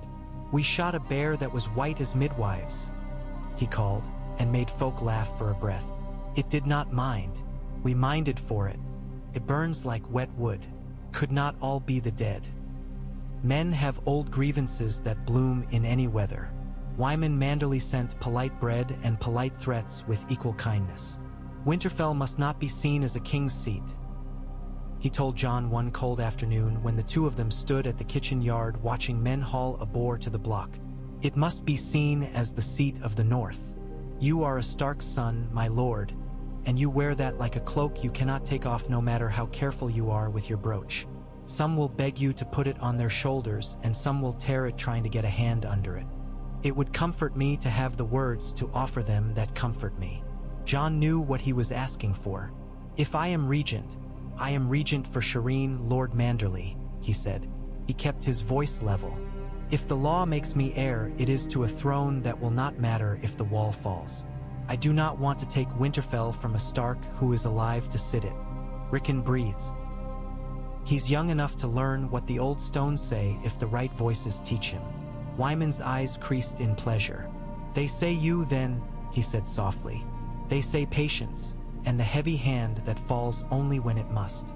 They say a wolf with his teeth in the right throat. They say wood smoke and a quiet that knows the shape of grief, Jon said, and surprised himself. He thought of the god's wood and the pool with its skin like glass. They say work that is done without being sung about. That is what I meant, Wyman said, only put into better words. He put his heavy hand upon Jon's arm, and it felt like a weight that wanted to share the carrying. I will stand by your regency if it becomes more than words, but I will ask for bread in return. Bread I can give, Jon said. Crowns I cannot. Bread and perhaps a Frey's nose to roast, Wyman said, and his smile showed teeth stout enough to crack a shell. News of Theon came over bread and meat one icy noon when men were eating because they had to, not because any hunger could be entirely satisfied in a winter like this. A guard with frostbitten ears stepped into the hall and nodded to Jon's table and said, "The Iron Lads asked for the wall, lord." Stannis' fork paused. The king's eyes did not rise. "To take it?" he asked. "To climb it?" the guard said, and saw his mistake at once and flushed down to the collar. "Begging your pardon. He says he's done with kings and wants a wall to keep him from himself." Asha's laugh came short and painful. "He means the black," she said. "He means vows. He means to bury his name under a piece of cloth." "He has buried enough names," Stannis said. He wiped his knife. "I promised him death when he helped me open a gate. That debt remains. But I am a poor king for counting only to one." He looked at Jon then. "It is your choice more than mine. He is a boy out of your father's hall who learned the wrong things, and he helped you to win this castle even if he did it by accident. You will get more use out of him than the fire will." "The fire has enough," Melisandre said calmly. "Then he can take the black," Jon said. He did not make a speech. "He will be a poor brother, but a better one than a corpse." Theon came before them in a shirt of undyed wool and trousers that had been cut down from some larger man's comforts. He listed to the left. His right foot had taken harm that winter had made permanent. He did not kneel because he could not trust his knees. "You should be dead," Stannis told him. "I've been dead," Theon said with a gentleness that made his words heavier. "I didn't like it. I'm not soft enough to like it. Let me stand and count other men's fires and meals and arrows until one day there's an arrow left out of the counting, and we'll call that even." "You speak well for a man with no teeth," Tormund said not unkindly. Theon smiled with what he had and shook his head. I speak well because I've learned that when you stop lying your breath lasts longer. Melisandre's eyes had the warmth of coals that know their purpose. He can go north, she said. There are places a man like this can stand and shame others into standing because he still does. Jon watched Theon's hands. The nails were gone, but the fingers remembered being fingers and waited to be told they could be hands again. The vows will be said in front of a tree that's older than any of us, he said. You won't be allowed to leave, and the things you've done won't be made into pretty stories by a bit of black cloth. I don't need pretty stories, Theon said. I need a place to stop running. He looked aside. If there's a girl here who was supposed to be Arya Stark, I don't want to see her. I saw her enough when I made her climb walls she couldn't climb and took her from halls that weren't hers. Let her have the right ones now without my face in them. There is a girl, Jon said. She is not Arya. She is a girl who was used like a signboard and told to be a road. She is not being used that way anymore. That is all you need to know. Theon's breath went out of him like a small white cloud and did not come back for a count of 3. Good, he said simply. Good. He rode north a week later with a black cloak that had been mended and would be mended again, and a horse with a temper that matched his new slowness. Asha watched him go with her face like iron and her eyes like the sea it had been cut from. She did not make a plea because she had made all the pleas she would make, and the rest of her iron went to standing up straight. It won't be kindness, sister, he said when he hugged her with his elbows because his hands did not remember hugging. But it will be something that isn't what I've been. Then let it be that, she said, and pushed him away roughly, and afterwards stood a long time staring toward the godswood where the heart tree's face showed between 2 trunks like a pale man peering from behind a red curtain to see who was at his door. Stannis gave Jon a letter sealed with the stag again just before the first true thaw. A slow trickle in the ditch that took 3 days to convince itself it was a stream. If I die, he said, impatient with his own repetition. You know what to do. If I live, you still know. It is a poor king who leaves his men to make guesses. You're not leaving, Jon said. No, Stannis said. I'm going to the neck. He said it as a man says he is going to pull a tooth that has been a long time rotting. Roose Bolton left men and shadows in the bogs, he said. They strike at carts, and then they vanish under old water that remembers their fathers. Ryswells and Dustins have never loved anything but their own names, but they love their names enough to keep what they think is theirs. If I leave them to their own game, they will starve 50 small villages to feed 50 fat horses. And when the others decide to try dancing south through reeds, they will find men too hungry to stand in front of them. I will not have it. You'll need men who can dig with their hands, Jon said. Men who know where the ground is a lie. I have Moors and Hother and a half-dozen older than old men who think bog is a pleasant word, Stannis said dryly. I'll take them and the mountain men who think any land that isn't rising under their feet is suspect. Wyman will feed Winterfell because the pride of it suits him. You will ride the wall east to west and put men where they should be before you go to sleep. And you will send ravens to every southern man who thinks his feet are warm enough to ignore the fire under the floorboards. The next war runs north and south both, and if they want to keep dancing with crowns they can do it while they hold a spear in the other hand. You've started speaking like a man who expects to be heard, Jon said, and Stannis gave him the near smile and the grunt that passed for laughter. I've been practicing, the king said. Get me the practice I need. Get me time. Time is the only coin that never comes back. Jon bought it in hours, in men, in firewood stacked and dried beneath stretched hides so the snow could not eat it, in dragonglass arrowheads that were precious enough to have names. The caches that Sam had found on the fist of the first men had long since been turned into knives and points in the tale that reached Winterfell. Now Jon took that tale and fleshed it into a practice. He sent men to chip obsidian from the short, bad hills east of the long lake where you could still find green glass in the snow when spring had the courage. He sent to Dragonstone because it cost only ink to ask, even if it would cost ships and blood to answer. He wrote to Sam in Old Town and to Maester Aemon's Deadwater and to the maesters who thought Winter and Summerhall shared letters between them, and he asked for what the Citadel could give in the way of remembering. Send me the old words, he wrote. Send me the names of the things we forgot because the sun was warm and we wanted to forget. Send me how fire works in air that will not carry it. He did not expect an answer soon. He did not expect one at all. He wrote anyway.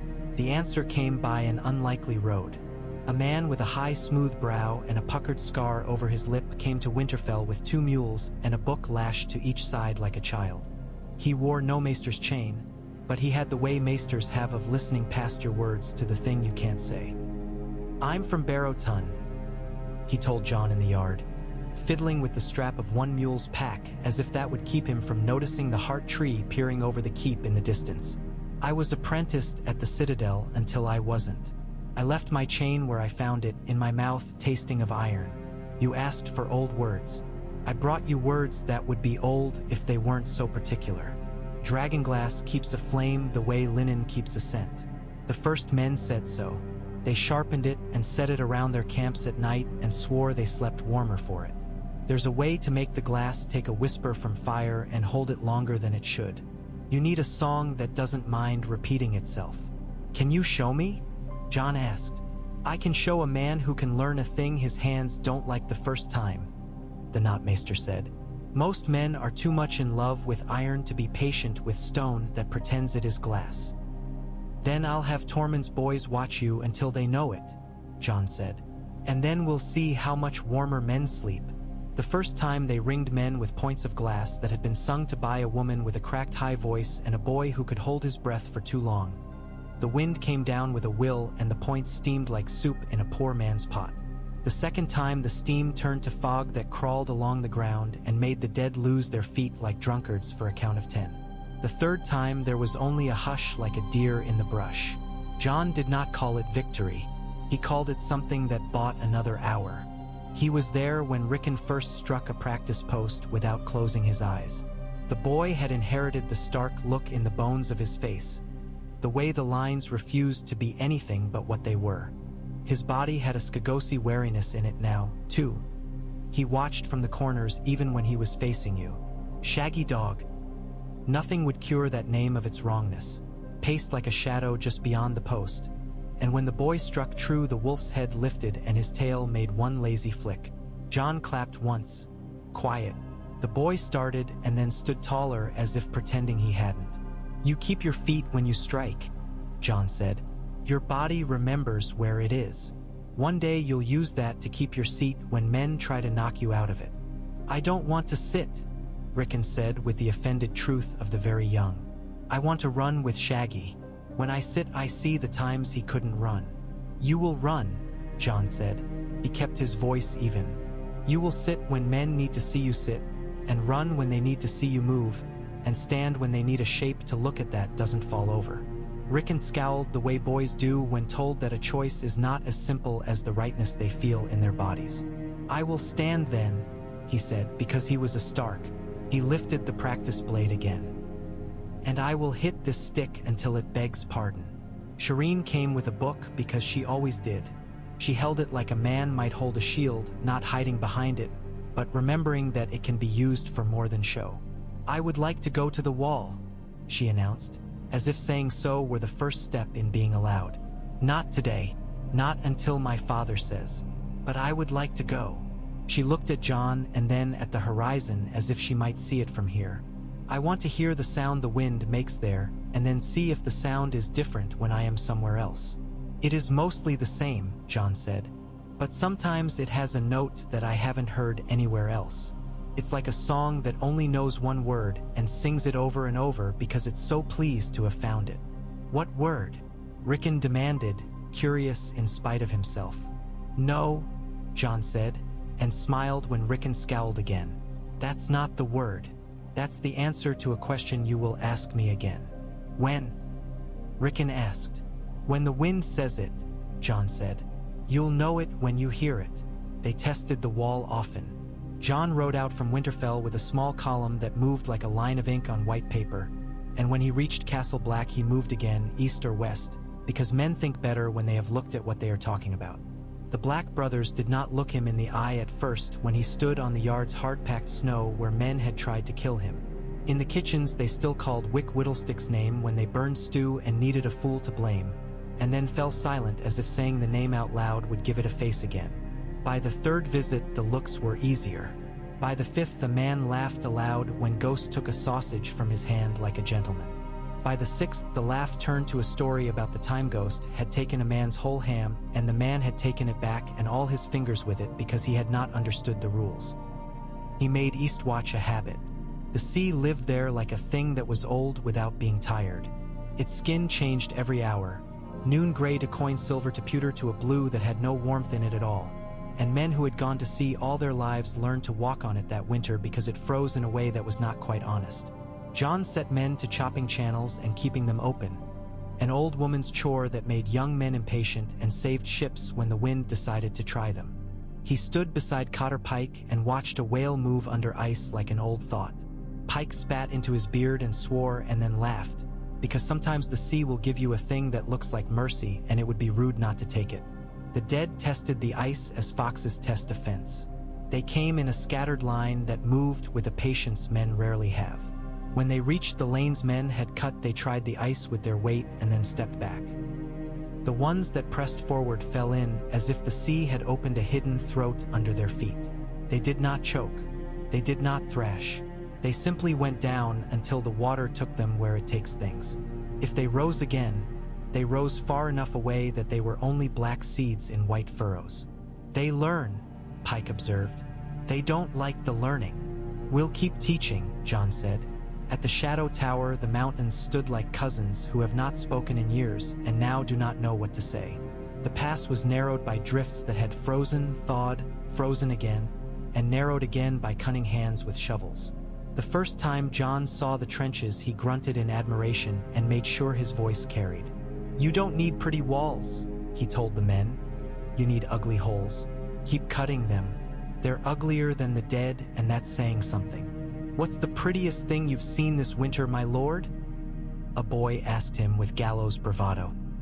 "A pot that didn't boil over," Jon said, and the boy laughed with relief just to have a sound to make. Messages went south on every fair day. Some were answered, because men will answer even when they claim they will not. If you keep writing in letters they can't pretend are meant for someone else. The Vale sent nothing but a span of courteous words tied with blue ribbon that smelled faintly of apple wood smoke and Littlefinger's fine hand pretending to be someone humbler. The Riverlands sent grief in parcels and lists of dead men who had had more sons than their killers. The West sent silence and then, late, a handful of Lannister gold for the wall that made more noise than all the letters together. The Stormlands sent vexation in the form of messages that had left one lord and reached another with half their words turned backward by pride. They meant to ask what the king meant by calling himself king when another wore a crown in a southern city and were very careful not to say so. Old Town sent a very small scroll with 3 words on it in decent ink. "We are reading." Jon laughed out loud and felt a ridiculous wash of joy. Sometimes a man has to hear that someone else is doing the work he cannot. Sam's letter came later, and Jon knew it before he broke the seal because no one else he had known since he was a child had such a brave, ugly hand. The parchment had been scraped once and written on again for want of paper. Sam wrote about glass candles and old books and a tower that had been topped with wind for 100 years. He wrote of a gray man with a voice like a feather on stone who had once taught Aemon to put the sound of one breath into another. He wrote of Valyria and of swords that sang back when you swung them. He wrote the word dragonglass 7T. Imes and meant it each time. At the end he wrote, "We are as far from each other as we have ever been, and I feel your shoulder next to mine. Be careful with your skin, Jon. You only get one." He signed it your brother, Sam, and smudged the S. Jon slept with that letter under his head and woke with it printed on his cheek. The others tested them in earnest when the Aurora went mad for a run of nights and the sky was all green river with fish of light trying to swim up it. The first attack came at the Eastwatch lanes. The dead came not in a line but in a jagged spear point that did not care if it took men with it when the ice went. They had learned to lay themselves down and let the men behind them climb on their backs like a bridge. They had learned to break their own arms to make handholds. Jon stood on the ice lane's edge with a line of men hammering at the bridges the dead offered, and saw the first of the tall ones standing far out upon the gray skin as delicate as spider glass. "Now," he told the woman with the cracked high voice, and she began the song that had no words. Melisandre stood at her shoulder with the calm of a pillar in a high hall. The dragonglass points that had been planted along the lane breathed a visible pale heat. The ice went under the dead with a sigh. The tall one's head turned in a curiosity that had no malice in it, and then tilted as if listening for something that had not happened yet. Cotter Pike shot that one with an arrow tipped with flint because the dragonglass had run out in that barrel and hadn't been replaced. The arrow lodged and did not matter. Jon moved. He moved because he cannot bear to see a thing that must be done and not do it. He ran the last 20 feet as if the ice were honest ground and not a liar's smile. He struck, because he was close enough for striking to answer questions, and Longclaw made a sound he had not heard before and did not want to hear again, like meat being torn in a room where people were trying to eat. The tall one shattered like a thing that had been made of frost and malice went out of the air like a scent that had worn itself thin. They paid. They always did. A boy went in the water and did not come out. A man went in and came out and died 3 days later because the part of him that had been cold would not be warmed.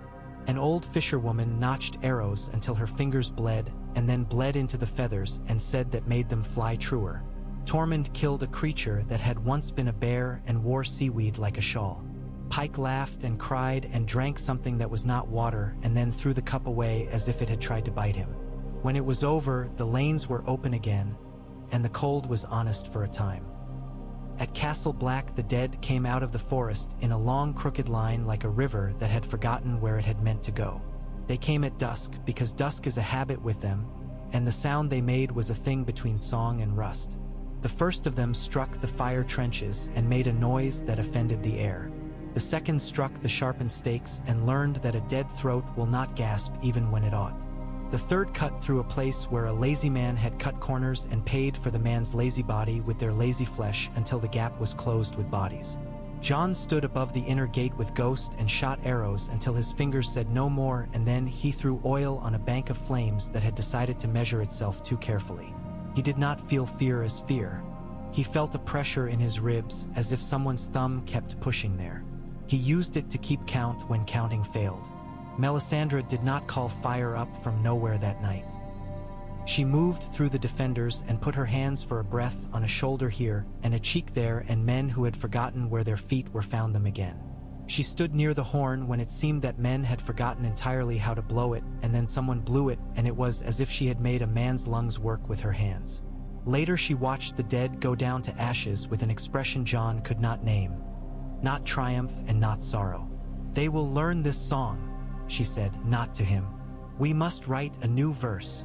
"They are all one song," Jon said, "just sung by different throats." "Then we will change the room we sing in," she answered, with that dry little smile that always surprised him. The South learned in fits and starts.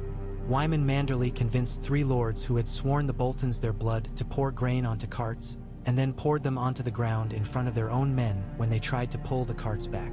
"Eat," he told his men. "Eat now, and we'll quarrel in the spring." The Riswells learned they liked holding their own small prides more than bending them to anyone else's. The Karstarks sent a letter that was more apology than decision, and then sent men whose eyes were stones in the snow. House Glover came home with a vengeance for the hands that had rifled its drawers and found them empty. The mountain clans doubled, because a man whose nephews have learned the smell of old death often finds his own legs restless. From the neck there came word of Stannis' war done with quiet work more than clattering. He had taken a man's council house and left the man's bedchamber because he had use for one and not the other. He had broken 2 bands of reavers without giving them a song to sing about it. He had made a road through reeds that killed his wagon wheels and then rebuilt the road with his men's shoulders when the wheels broke again. He wrote to Jon once, "We drink bad water and eat worse bread and sleep dry once in 5 nights. I will die of boredom if the next man does not try to kill me properly." He added in the small, crabbed hand that he used for truth not meant for others' eyes, "Tell the girl I will send her a marsh frog that laughs when it dies if I can catch one."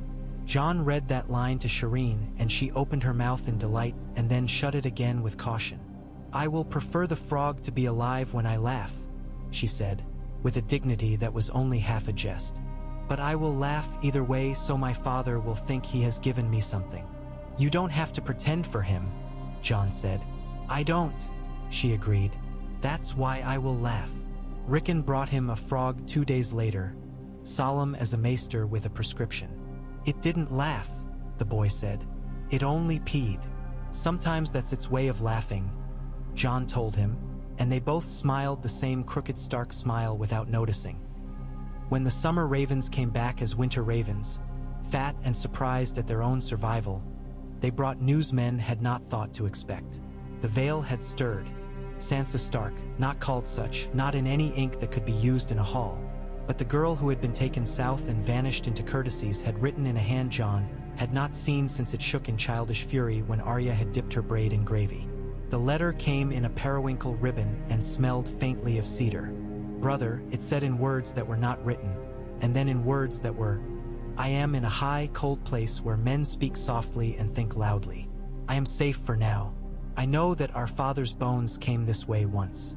If I can come to you, I will, but I have to make the ground solid enough under my feet to walk. Do not send men. Do not send words that are men. Send the names of the things you want to remember if I cannot. She signed with a pretty little flourish that had learned its lesson well. A daughter who remembers the words of the North. Jon held the letter until his hand shook. He did not show it to anyone who would make a weapon of it. He sat with it until the heat of his skin had taken the chill from the parchment, and then he put it with the other letters that meant life.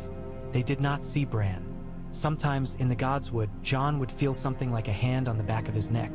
The light, unthreatening sort of touch a boy makes when he is about to startle his brother and then decides not to, and the leaves would whisper in the wrong direction. He did not speak. He did not ask.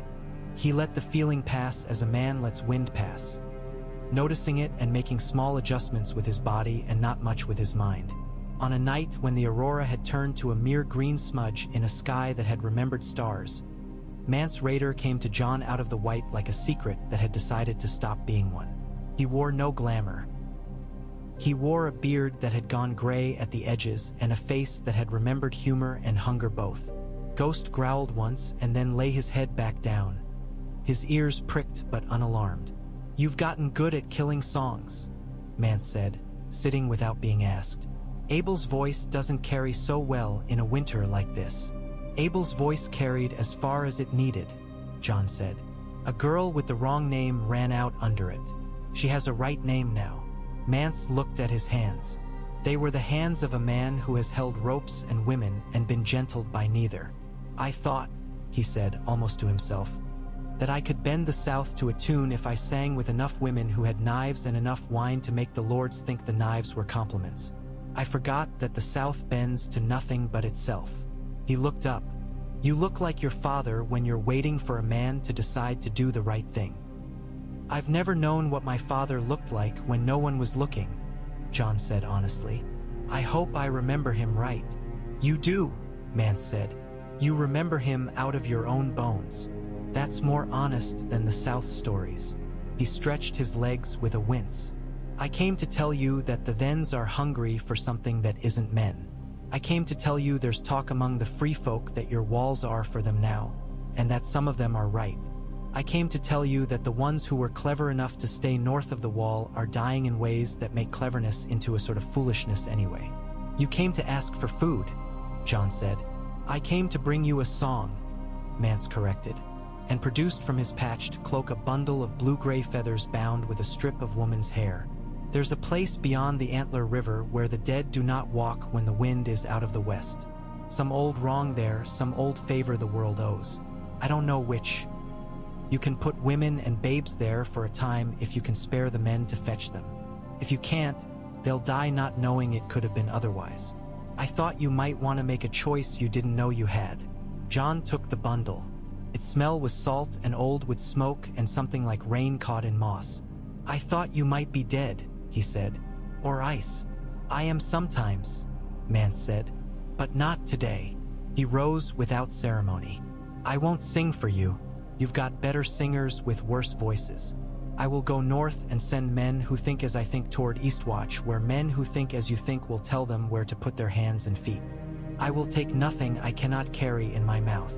He grinned that old fox grin, and for an instant Jon remembered laughter in a cold hall. "Accept this bread," he said, and took Wyman's last heel off the table without apology. When spring came fully, it did not come with fanfare. It loosened a buckle here and then another. It made a man's boots fit differently from one day to the next. It made the gods would smell of wet bark and old iron. Men died less often of cold and more often of blades again. That was almost a comfort. Stannis returned from the neck with reeds in his beard and frog's piss on his boots, and a look of a man who has put his hands into muck and found a jewel that he will not yet show. "They will not starve," he said in a voice full of contempt for his own kindness. "They will not cut throats for reeds. They will die for the right reasons if they die, and if any of them try to die for the wrong ones, I will teach them right from wrong with a rope." "You sound like a man who has learned to bend your law to the land," Jon said, and the king glared at him and then nodded once. "A law that only holds in one place is a story with a poor ending," Stannis said. He looked at Shireen over Jon's shoulder, as if by looking he could measure the time he had bought. He looked at Rickon and did not hide his consideration any longer. The boy endured it with a preparation that would never leave him now. "It is time to go south," the king said, as if naming an enemy. "You told me you'd go only as far as the men you could fetch back in time," Shireen said calmly. "I am your time." "You are my queen," Stannis said. He put his hand on her head and left it there as if testing whether it would burn. "And my time." The south was making its own noise. Aegon Targaryen, or a boy with his name, had put his foot on Storm's End and then, if the raven could be believed, into it. The Lannister queen sent letters full of gold and apology, and the promise that if the wall held, her son would come north one day with all the gratitude of the south poured into fine cups. The Tyrells sent silence that smelled of roses and meant calculations. The Ironborn sent small stinks of salt and smoke in places that had already learned their lesson about shorelines. The Dornish sent a poem about winter that was better than it needed to be, and 100 spears that would not like the cold but would like the work. The Brotherhood without banners sent a letter written on old parchment with a hand that had gone strained and narrow. "We will stand in the river because we know how to drown and still breathe. Name a place." Jon named 5. There was a council in the Great Hall because men need councils the way fires need wood. For light, for heat, and to have something left over. Wyman Manderly argued for holding Winterfell like a chest with a hand that would not let it be opened. Mors Crowfood wanted to hunt raiders through the little woods and hang them from birches until the birches bent with honest work. Tormund wanted to ride to Last Hearth and farther and use Winterfell as a place to dry socks and drink. Melisandre said nothing for a long time and then said, "The river that doesn't move stinks." Stannis listened and then said, "We divide." The word everybody hates. "Massey will bring men from Bravos if the gods are not bored with my face. Manderly will hold the winter roads and make sure my men do not starve. Crowfood will go make examples and cry mercy every third time so men will remember why it matters which. The wildlings will do what they do best, which is to see things where they aren't and tell us where they will be. The watch will watch, and the king will go where kings are supposed to go when the south forgets where the north is south." Jon's stomach did not turn. It had done that in other lives. "You'll send letters as often as you send breath," he said. "I will send letters as often as you need them," Stannis said. He looked at Jon harder than any man had a right to. "If I die." "I know," Jon said. "I know." "Say it anyway," Stannis said, "because he is a man who respects corners being tucked under." "You named me regent for your daughter," Jon said. He did not raise his voice. "You named me protector of the realm until she can wear the crown without any man's hand on it but her own. You named me heir if your line fails. It will not. If it does, I will not sit a throne while the wall is a door. I will not be a king. I will be a regent who refuses to be a king until he no longer has to refuse because there are no more kings. And then we will find another word for the thing that needs to be done." Stannis exhaled. It fogged the air between them and made nothing of it. "Good," he said. "If I live," he added, because he is scrupulous, "I will be a king who refuses to be a fool." They went to the yard together to see the men who would march with him south. The sunlight lay thin as broth over mail and leather. Shireen stood with her back straight and her chin lifted and her book tucked under her arm like a shield. She did not cry. Celis did not cry either. She had emptied herself of the kind of water that makes tears. She watched the banners as if they could learn to be more obedient by being looked at. "Make a road for me," Stannis said to Jon Lo, as they stood where boys had once thrown snowballs with stones in them and thought it courage. "When I come back, make me a road. If I do not come back, keep my girl on it." Jon nodded once. "I'll make you a road," he said, "and I'll keep her on it if you cannot." They embraced briefly, because both are men who do not trust the body's betrayals. Then Stannis went to his horse and mounted as if the act itself were law. The men cheered because men cheer anything that tells them what to do and does it well. The banners moved, and their movement made lines across the snow that would last as long as the next wind would let them. When the sound of the last hoof had faded into the white, Jon went up to the top of the inner wall and looked north. The wind was quiet and did not sing any word at all. The heart tree's red leaves hung still, a curtain in a room with a door open to a hall that had been emptied for cleaning. He put his hand on the stone, felt its age, and it felt the hand. In the weeks that followed, he did as he had promised. He made roads. Some were of logs laid on mud that did not care for logs. Some were of men posted at places where the ground had learned to trick travelers. Some were of letters tied with string that said the same thing in 5 different ways to 5 different men so that each would think the words had been meant only for him. Some were of old songs taught to young throats so that a fire in a small village would not go out because the right note could not be found at the right breath. Some were of obsidian buried like seeds along places where the dead liked to try the snow. Some were of bread baked in a hall that had learned to feed men who did not love the banners above the tables as much as the bread on them. There were nights when he lay on a bench in the great hall because a bed would have allowed him to dream and he did not have time for that, and he would wake to ghosts staring at him with that grave kindness wolves have when they refuse to pretend they are anything but wolves. There were mornings when Shireen would bring him a page from a book and ask him to tell her what the same word meant in 5 different places. There were afternoons when Rickon would come in with a bleeding knee and blood on his knuckles and Jon would take both in the same hand as if he could hold the boy together by pressure alone. There were dinners where Wyman would eat one less trencher and call it sacrifice. There were moments in the Godswood where the wind would shift and Jon would swear he had heard a boy's laugh from the branches. And if he looked up, he saw only red leaves and white bark and the sky between them. A raven came with Tycho Nestoris's hand on it and Bravos's coin behind it. "The sell's words have been purchased," the banker wrote without pride. "They will come as far north as their contracts will allow, and then they will discover they are men and go farther. Men always discover that when they are paid enough to be honest about it." Justin Massey adds that he has spent more ink than blood, which is a rarity for him. The ships ride high when they ride at all. The Titan does not like the winter and bares his teeth at it. I take this as a good omen. He also wrote, in a scrawl that could not be an accident, there was talk in the Purple Harbor of a dragon that is not a ship. I leave you this rumor because I know you will not spend it like coin. Jon did not.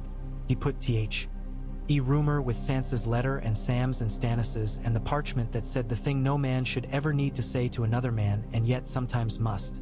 The one that named him something he would not be. The dead did not stop doing what they do. They came in nights when the sky was as clear as a stolen ruby. They came in mornings when children laughed because they had never seen so much water running at once. They came in afternoons when a woman hung laundry and the sheets froze into banners and she laughed anyway, and then the laugh stopped because she saw blue that wasn't the sky. They came when they felt like it, which is to say they came the way weather comes and law does not. Jon did not stop either. He killed one of the tall ones at the Shadow Tower and counted his heartbeats a long time afterward until he could not hear them and told himself that was because he was tired. He broke 2 fingers latching a gate that did not want to be latched and wore the splints with the patience of a man who has had worse. He nearly died of a cold because sometimes winter gets into a man the way knives do, and Melisandre put her hand on his chest and told him to breathe as if breathing were something she had invented. He drank broth that tasted of bones and onions and called it a feast because other men looked at him when he did. He kept the letters in a chest and did not open it unless he had to. He spoke little and listened much and counted the living and counted them again. In the end, when summer's first flies came and died in the same day from cold they had not anticipated, a horn blew in the east yard at Winterfell. It was the right horn this time and not the wrong one. Said riders, said banners. Jon rose from the table where he had been translating a word he did not like into for he liked less and went to see. The men who came in were lean, and their horses leaner, and their eyes the eyes of men who had seen too much light and too much dark. Stannis rode at their head. His beard had gone most of the way white now, and the scar at his neck looked like old lace. He dismounted without ceremony and went to Shireen first, as if the court had been arranged so that could happen. He put both hands on his daughter's shoulders and shook her once and then held her still. He looked at Jon over her head with eyes that were already counting. "South is a tangle you cannot untie with fingers," he said without preamble. "You must cut it. I have cut some and left some to rot where men cannot trip on it." He blinked as if annoyed to find his own eyes stinging. "I have brought you men who know how to march quietly and cut loudly. I have brought you men who know how to build a bridge out of boats that are already sinking. I have brought you men who laugh at the wrong times and will die at the right ones." Jon exhaled. "Good," he said, and they both laughed at the barrenness of the word and its weight. Rickon came forward with a spear he could finally throw straight 3 times out of 5 and presented it to Stannis as if it were a sword. The king took it and balanced it and then gave it back with the smallest bow any man has ever made and meant. Celis stood in the hall's shadow and did not move, and her shadow did not move either, and that was all the motion she would permit herself. That night the great hall was hot and loud, and the food was not enough and tasted like victory nonetheless. Stannis stood and said nothing for a long time until the hall's noise had quieted by the force of a silence that knew what it was about. "We are not finished," he said. "We will not be finished for a long time, but we have not been done either." That was his joke. It took the hall a breath to understand it, and then they laughed as much in relief as in amusement. Jon slept that night and did not dream. In the morning he woke to a sky that had remembered blue for a span of breaths, and a courtyard full of men who had remembered how to carry ladders without knocking one another in the back of the skull. He stood where boys had stood and felt no boy in him. He went to the godswood and told the tree thank you without knowing exactly why. The face in the bark did not change. It did not need to. The choice Stannis had made months ago in a room warm with coals had changed more than parchment. It had bent a path that otherwise would have broken. It had put a man where a wall needed him and left him there not with a crown but with a task. It had made a girl feel her own hand upon her own shoulder. It had let a boy with a spear believe he could stand in a yard and not fall because his name was a name that would not learn to bend. It had made Winterfell's old stones remember that they were good for things other than grief. When the horn blew on the east wall that day, Winterfell's horn, short and cheery, only calling men to their dinners, Jon startled and then smiled at himself. He went down with the others to eat, and Ghost went at his heel, and when a man jostled him, he did not reach for his sword because there was no need. The snow would sing again, he knew. It always would. But the room it sang in had changed and would change again, and for the first time in more winters than men could count, the song would have other voices in it that knew the word the wind had been trying to say all along. Not no, not never,